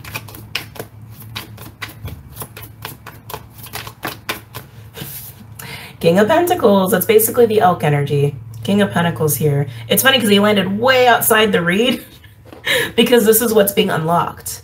This is what Spirit is trying to get you to be receptive to. Within and without. Okay, within and without. This is like the divine masculine energy for you, within and without. Okay, I'm gonna put that on Dragon. It wants to be on Dragon. That is the focused energy. I talked about this with, who was before you? Earth signs?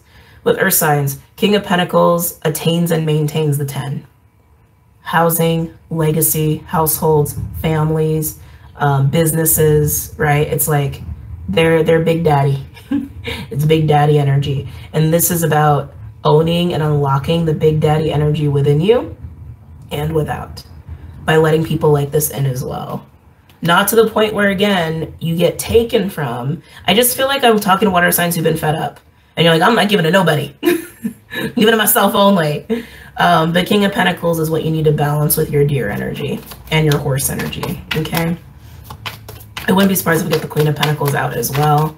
And for some of you, there is a King of Pentacles that you've dealt with recently that, again, you closed out some lessons with or cycles with. Some of you have the King of Pentacles energy trying to come in because they can see the match, whether it's like friendship or work relationship or potential or romance, whatever. And you're like, get away from me. Nobody in. Any other messages or insights for my water signs? Cancer, Pisces, Scorpio. Cancer, Pisces, Scorpio. Okay. It's interesting how that came out. Ooh. Ooh. World in reverse and the Ten of Wands. Everything I was feeling about before, what you are fed up with, no wonder. Jesus. World in reverse with the Ten of Wands.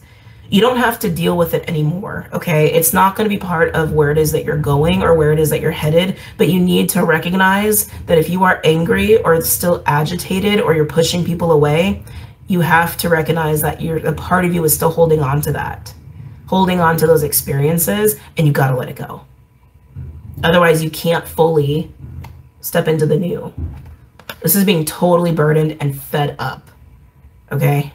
And that's exactly what I was feeling for you. But yeah, like I said, you're not going to relive those things, but to officially move into that, you have to let go of the irritation and the struggle and the burden of what was, okay?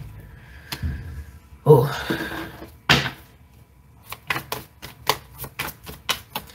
Oh, water signs. Some of you guys are also recognizing that you've allowed people to take advantage of your personal magic and your gifts. Like using that for themselves, maybe even trying to like steal your light. I don't gotta get into that. That's a whole other video. Any other messages or insights for my water signs? Cancer, Pisces, Scorpio. Hold on.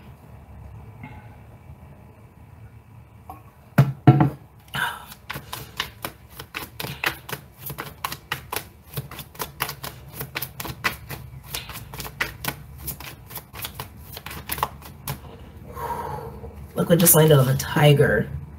That's no bueno. I don't like that. Page of Swords in reverse. This is that energy I was talking about that you got to be careful of. This just feels like anger. This feels like anger. This feels like I am moving into my power and kind of like not seeing people clearly. Like it can be a little bit of like denial about your anger. Okay.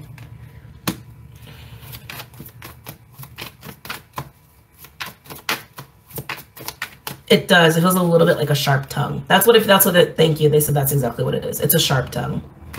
Sharp tongue.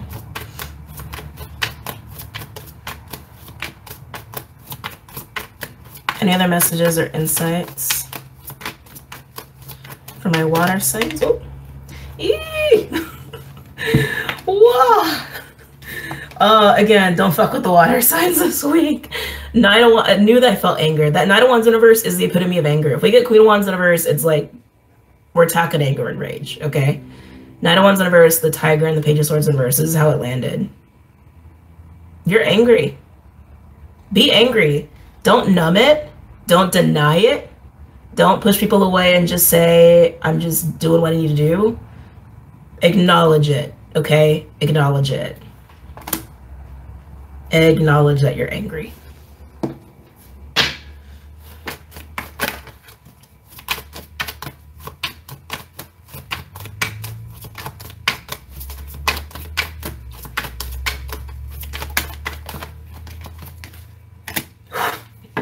The way, it's so crazy. The way that all these cards are landing around the Tiger.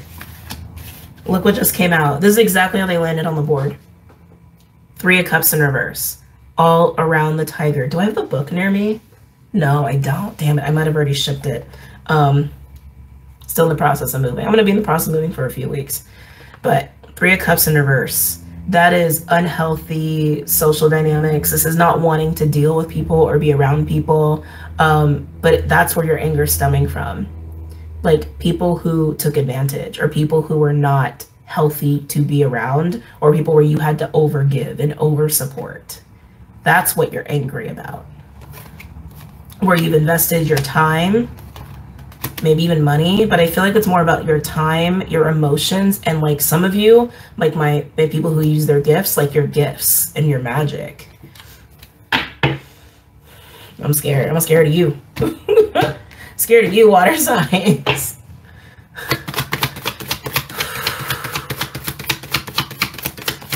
Any other messages or insights for my water signs? Again, don't be in denial about it. Recognize it and own it. Otherwise, it can bite you in the ass. Okay? Am I taking that? That wants to be right there. Okay. So we got another card, and it actually landed between Dragon and Deer. Let's see what it is. Four Swords. Take some time.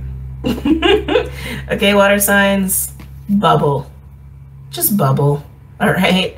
Bubble, recover, heal. It landed, like I said, right between the Dragon and the Deer. This could also indicate that there is some separation between you and another person. Because, again, for a lot of you, I felt this Dragon energy trying to, like, grasp at you. And I also feel like a lot of you with, like, you're in your own Dragon energy and you're getting really focused. But they want you to incorporate the Deer. They want you to not forget that Deer energy, Pallas Athena, Cancer energy, Divine Feminine energy, compassion, empathy. Empathy. Empathy. Okay? And remember what else was around Dragon? The King of Pentacles. So that you can balance out you can bring forward your King of Pentacles energy to be with your Deer energy. And you can let go of this rage and this anger. Four of Swords is recovery. It's healing. It's bubbling. It's taking time out for yourself. And that's what you need to do.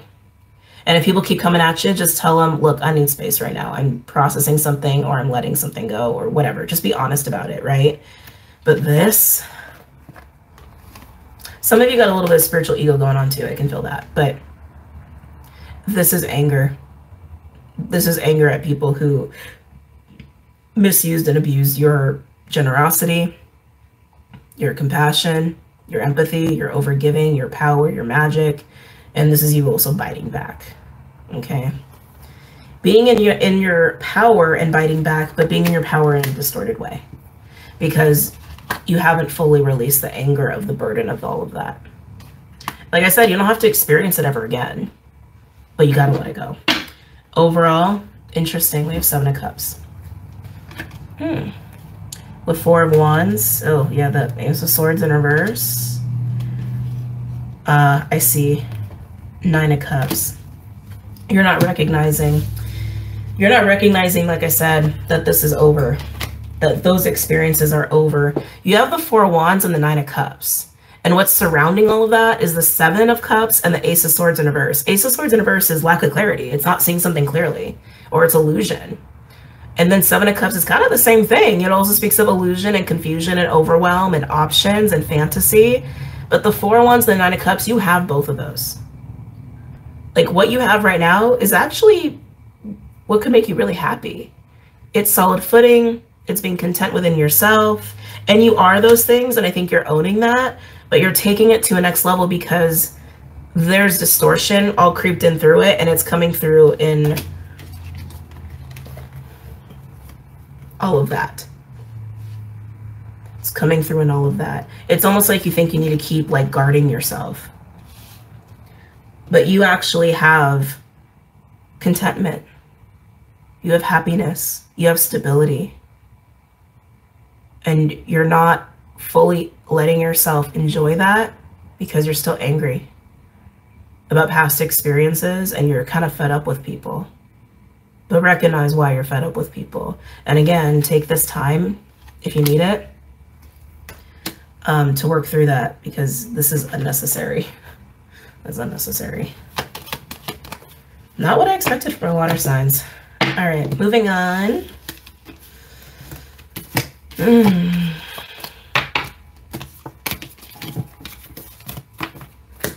All right, last but not least, fire. You know, normally people who go last normally have a really intense read, but we'll see, fire signs. We shall see. Okay. Aries, Leo, Sag. Ooh.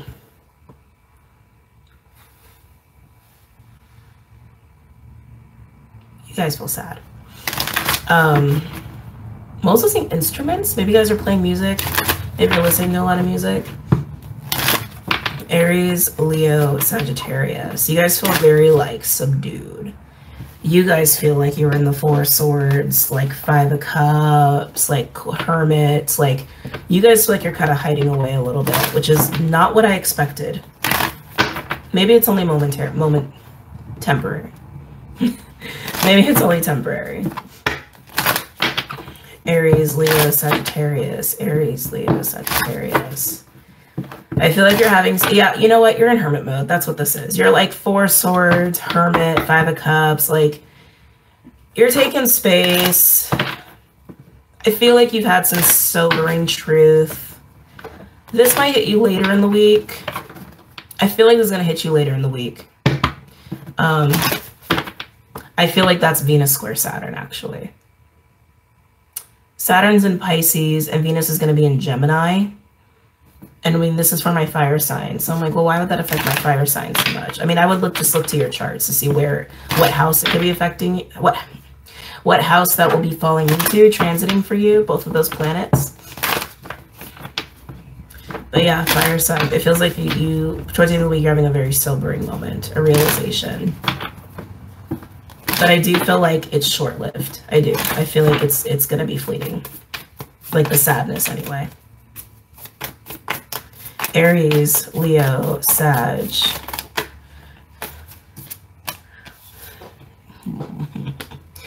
Ooh, that says something, doesn't it? Vulture and Tiger. Vulture is death magic. It's like Scorpio energy, and Tiger is like Queen of Wands energy, which is like Aries.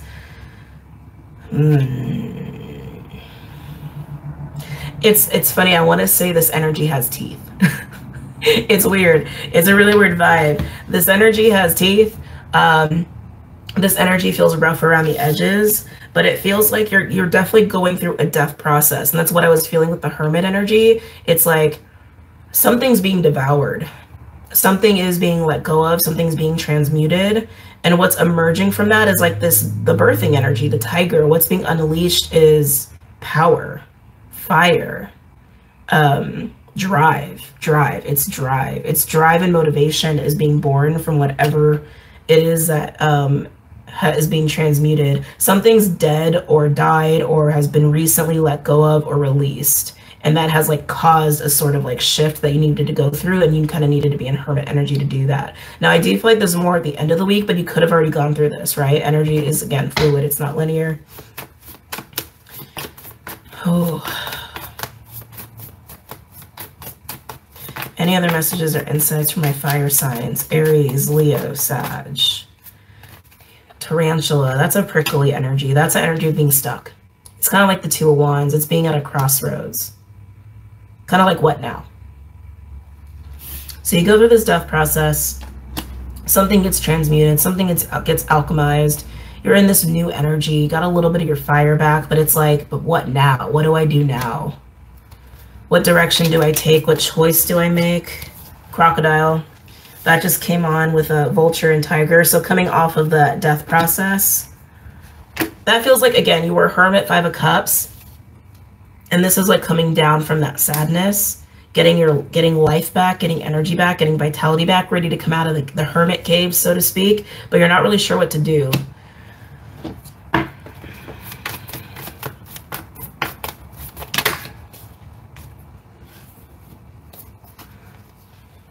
That's not what I expected.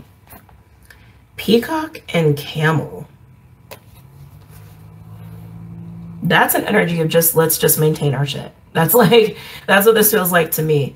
Let's just maintain our shit. Let's just find a way to keep going. Let's find a way to keep going. Let's find a way to keep going. Feels a little bit like masking. So that's interesting to me. So fire signs, while you're in this like hermit, 5 of Cups energy, I feel like some of you guys might be fighting it a little bit by just like pretending like nothing's happening. Like you're not really going through some sort of like letting go or release. I don't know if that's going to be effective. You might just not let blah, blah, blah, words. You might just not be letting people know you're processing something. But this to me feels like masking. This is like, let's just get through it. Let's just get through it. Let's just get through it. Even if you pull that off, you're still going to hit this moment of what do I do? What do I do? You feel confused. This is not what I expected from my fire signs. Masking. Raccoon, it just fell right on top of the peacock. Masking. So, like I said, you're hiding your Hermit 5 of Cups energy. You're hiding it. You're trying to. Again, I don't know how effective that is, but you're still going to hit this point of confusion.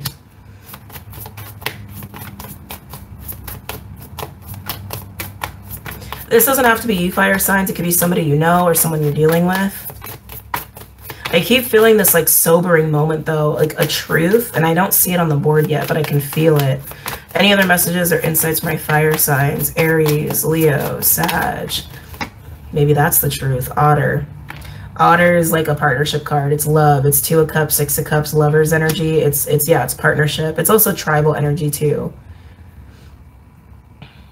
You could have lost somebody. Somebody could have passed. You could have like lost a friend or a relationship, and you're like, what do I do? Yeah, you just feel confused and you just feel kind of lost. You still want the otter. You want the otter energy in your life in some way, shape, or form. You know you want that, but you don't know what to do.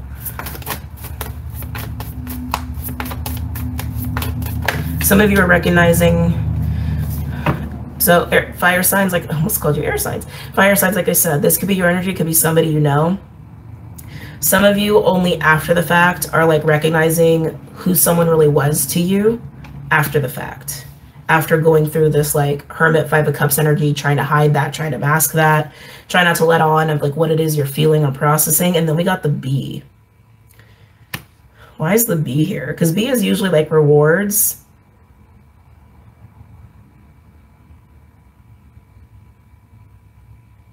I don't feel rewards. It's like blessings, but I don't feel that here. I feel like you want, yeah, I just feel like you're wanting. You're wanting the otter, you're wanting to feel blessed, you're wanting abundance. I'm also drawn to the blue and the yellow, and also with the peacock, the blue and the yellow, and the blue and the camel. Everything else is like gray and black, except for the tarantula, which is really emphasizing that like stuck energy.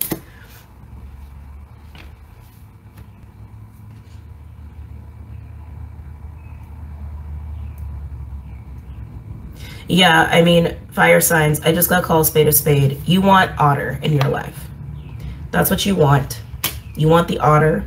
You want loving tribe or loving relationship. A lot of you, I think, have lost that recently only to realize what otter really is. Like what that person or people really were to you, Like maybe they were the otter, or maybe they were masculine the whole time, right? But really recognizing, coming to terms with what you actually want in the form of a tribe or a relationship. Whether you recently lost the otter or just got out of an illusion of otter. Make sense?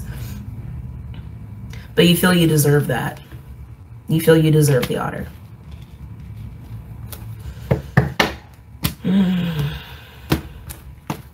But I do feel like you're trying to hide this like process of death and loss and grief and change. Any other messages or insights? Like you're trying not to show your feelings. Any other messages or insights for my fire signs? Aries, Leo, Sag. Bat. The bat just came right on top of Tarantula. Bat is a transitionary energy. It's seeing the light in the dark. It's coming from death to life, to rebirth. Also indicative of change. You still feel very confused though. It's like there is a way forward. Maybe you don't want to acknowledge what the way forward is. Fire signs, like, yeah, I just hate to say it. I feel like I'm looking at a reading for fire signs who have been stuck in a big change in their life, or stuck in a transition or a death process where something ended or was released or let go, or a tower happened, or you were forced to release something and you're not really showing that process to other people. You're kind of hiding your feelings. But you want the otter and the bee. The bee is like, I deserve, is what I'm really feeling with that. That's what you want. You want the otter. You want a loving partner, a loving tribe. Some of you, it's like, I want a divine counterpart, or I want like my soul fam. Because this recent tower made you realize like exactly what it is you want. And for some of you, what it is you want, you actually lost. And you're like, where do I go from here? The bat is trying to show you the way forward. I feel like the bat is actually self-examination, to be honest with you. It feels a little bit like you're in the dark, and to be in the dark, you need to like, darkness facilitates the light, right? But that's by going within and self-examining. I think you're avoiding doing that. Again, this doesn't have to be, this could be someone you're dealing with or someone in your field. Overall, we do have Stingray. I mean, we all know about Stingray. That's been coming out a lot for the collective. That's that primordial energy that's been unlocked that we are also still reclaiming this week. It's spiritual and emotional resilience and strength and maturity. His chakra system is all lit up. It's having an emotional and spiritual backbone. Okay, very Pisces heavy energy right here. And then we have Beaver, which is like Knight of Pentacles. It's dedication, hard work, effort, discipline. Oh, we got the dolphin. All water signs. All water signs. That's cute. That's actually really cute. Yeah, you guys got a lot of water going on in your reading, fire signs. Anyway, and then dolphin is like the healer energy. It's play, it's sensuality, sexuality, it's childlike, it's healed energy. I mean, this is like the overall energy is like the way forward is self-examining and putting in the work. And that's just really what it is, right? Putting in the work to embody the stingray, embody the dolphin. This actually kind of feels a little bit like masculine feminine to me, which is kind of funny. 11 on the dot, 1100 on the dot on my crazy clock. It's also June 24th, apparently, on my crazy clock. It kind of feels that way. Like, I mean, they're both water energies, but dolphin is like free-flowing and sexual and like unencumbered and play, like, and also like self-care, right? And stingray is much more like this kind of grounded, protected, resilient kind of an energy. So that's just kind of interesting. It's coming out that way. But yeah, this is putting in the hard work and dedication on your own healing, your own spiritual development, your own spiritual growth to attain the otter in your life, to be a match to the otter as well. For some of you, it's actually needing to recognize that I got a little bit of growing to do to grow into the otter, to attract otter, right? I'm going to find my person. I'm going to find my soul fam by doing this, by embodying this. There's no like easy path to this. It's hard work. It's through hard work and discipline. It doesn't just happen, right? It's accountability. But yeah, I feel like fire signs, like some of you actually lost your otter. Some of you, I feel like that actually did happen. All right, let's go ahead and pull some cards. After a sip of water.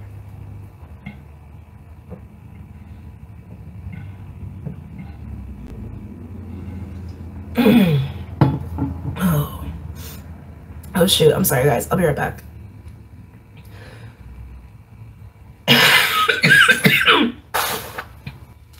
Okay, sorry about that, firesides. All right, let's get into part 2. Let's pull some tarot. All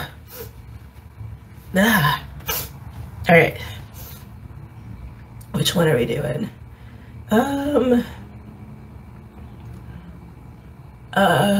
Light Seer's Tarot. Let's do Light Seer's Tarot.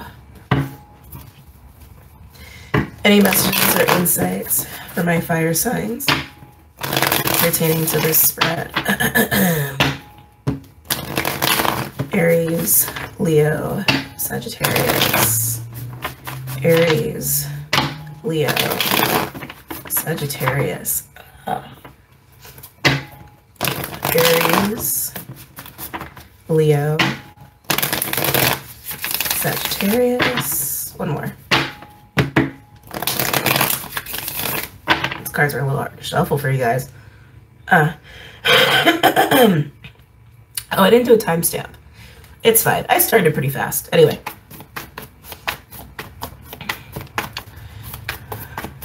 Any other messages or insights for my fire signs pertaining to this spread? Aries, Leo, Sagittarius. Let's see. Yeah. Nine of Wands in reverse and the Four of Pentacles. Again, it's like there's this masking going on that you've been kind of going through a tough time, fire signs. That you've been going through something that has you feeling very discouraged, has you feeling really tired, maybe stressed out, maybe even like wanting, and like some of you might have like had like a giving up sort of energy too, but I feel like you're trying so hard to not show it with the Four of Pentacles. Like I feel like you're being very guarded and kind of like holding that back, like not like trying not to let people see what's going on with you. Like it feels like you've been climbing the mountain only to like feel like you just can't go anymore, or like the boulder's falling back on you and you're just like, what the fuck now? You know, like that's how it feels.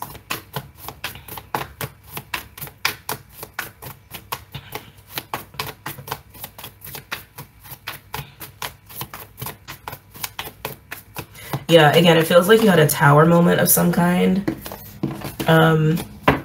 that put you in this like Hermit, Five of Cups energy, but like masking it, hiding it, trying to just chug along.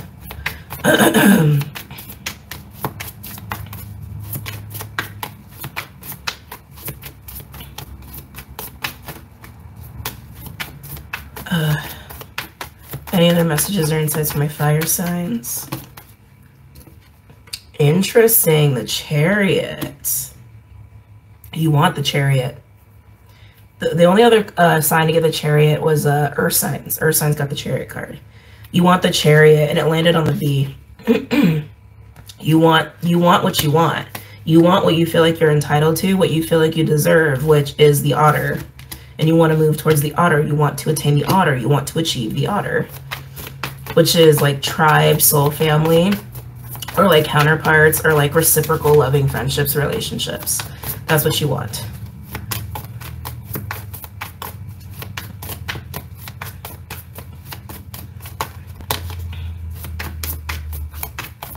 Any other messages or insights for my fire signs? Now I'm feeling a little bit of that anger. I was wondering what I was going to feel with you, because every sign has had that a little bit, and I knew it was going to be there because it's part of the collective energy. But yeah, I can feel like your anger. I can feel it's more like I want. It's more like that. Like I want what I want. It's a lot more like that. But it feels like anger, it feels like irritation, but I gotta be honest, I feel like you're avoiding self-examination. I feel like you're avoiding looking at yourself. Oh, interesting. We have Knight of Cups with the Empress in reverse. Oh God. I feel like the Empress is kind of representing the otter. So fire signs, like I said, it could be that like you've lost a tribe recently or a person recently, and maybe you see them as the otter. Maybe they were, or maybe they just had the illusion of otter. But at the end of the day, you want the otter, whether it's ahead of you or you feel like you lost it and you want to recoup it. You want the otter, but you also feel like the otter's not available to you. With the Empress in reverse and the Knight of Cups, like it's not available to you, but you want it. This is also feeling like you don't know what, like, you know, that feeling of you don't know what to do because you are also going through a lot. You're processing a lot, which you're trying not to show. But to get what it is you want, you gotta go, right? You gotta try to go get it, but you gotta be in alignment with it. And like I said, you recognize that. So like with all these cards, it's like, it's such a weird way to explain it, but like, you want what you want. You want the otter, you want to achieve it, but with everything that you're going through, you're really not sure you can actually accomplish it.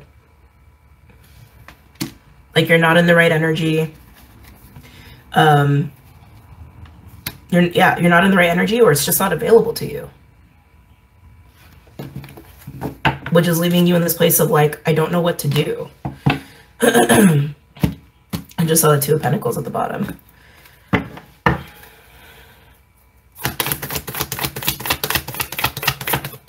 Any other messages or insights for my fire signs? Aries, Leo, Sagittarius.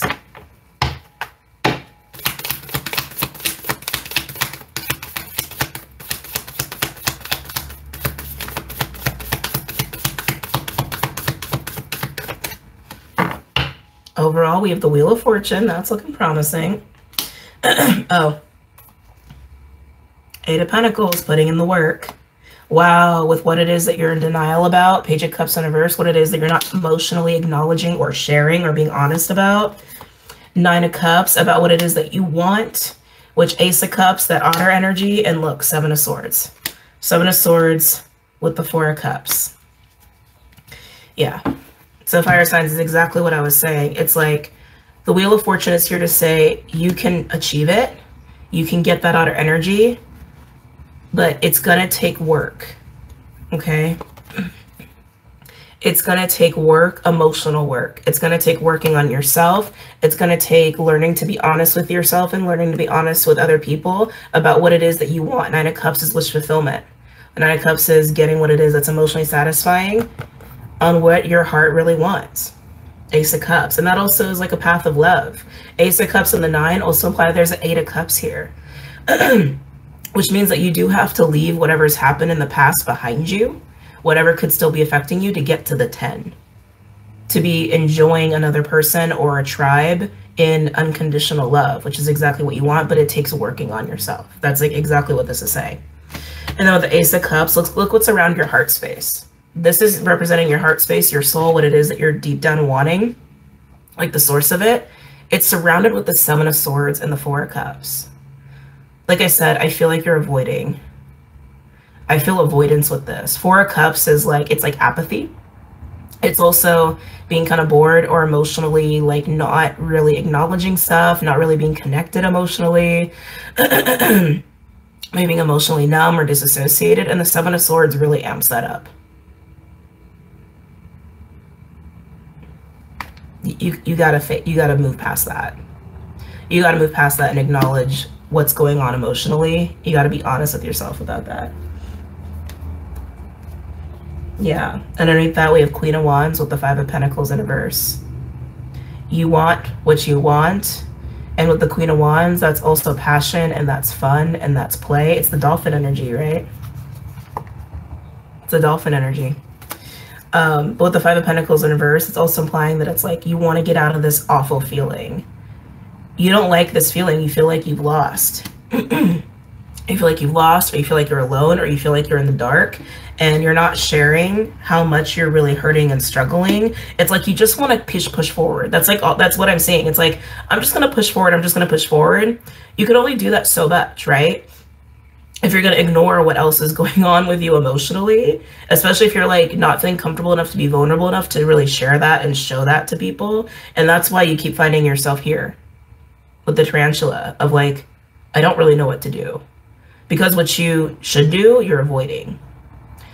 Acknowledging the avoidance, acknowledging what you're not being honest with yourself about or honest to other people about.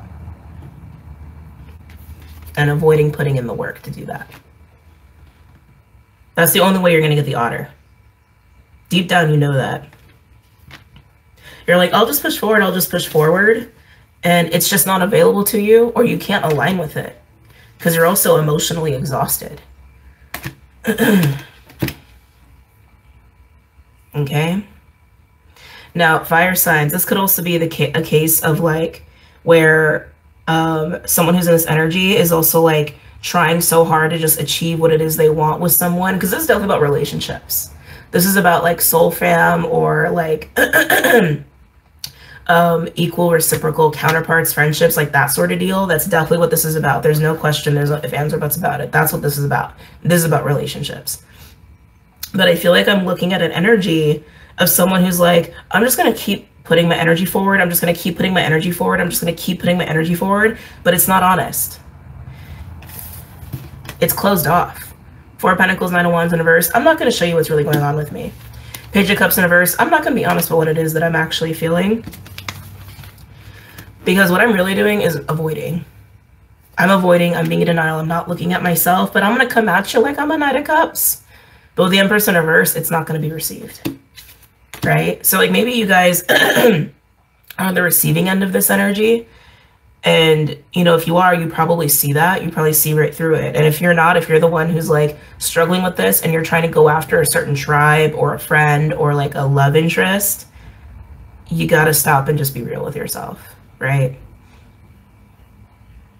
The only way to get this wheel turning is to put in the work and to look at yourself. That's it.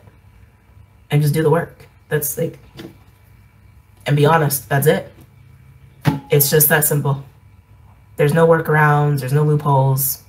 That's what it is. Okay? All right, fire signs. I'm gonna go. My throat is done for the day, but I did it. I did the weekly. It just took 3 parts, but I did it. I hope you guys got a lot out of this. Don't forget to check out the Patreon, the website, Vimeo, all that stuff. And I will see you guys very soon, okay? Take care.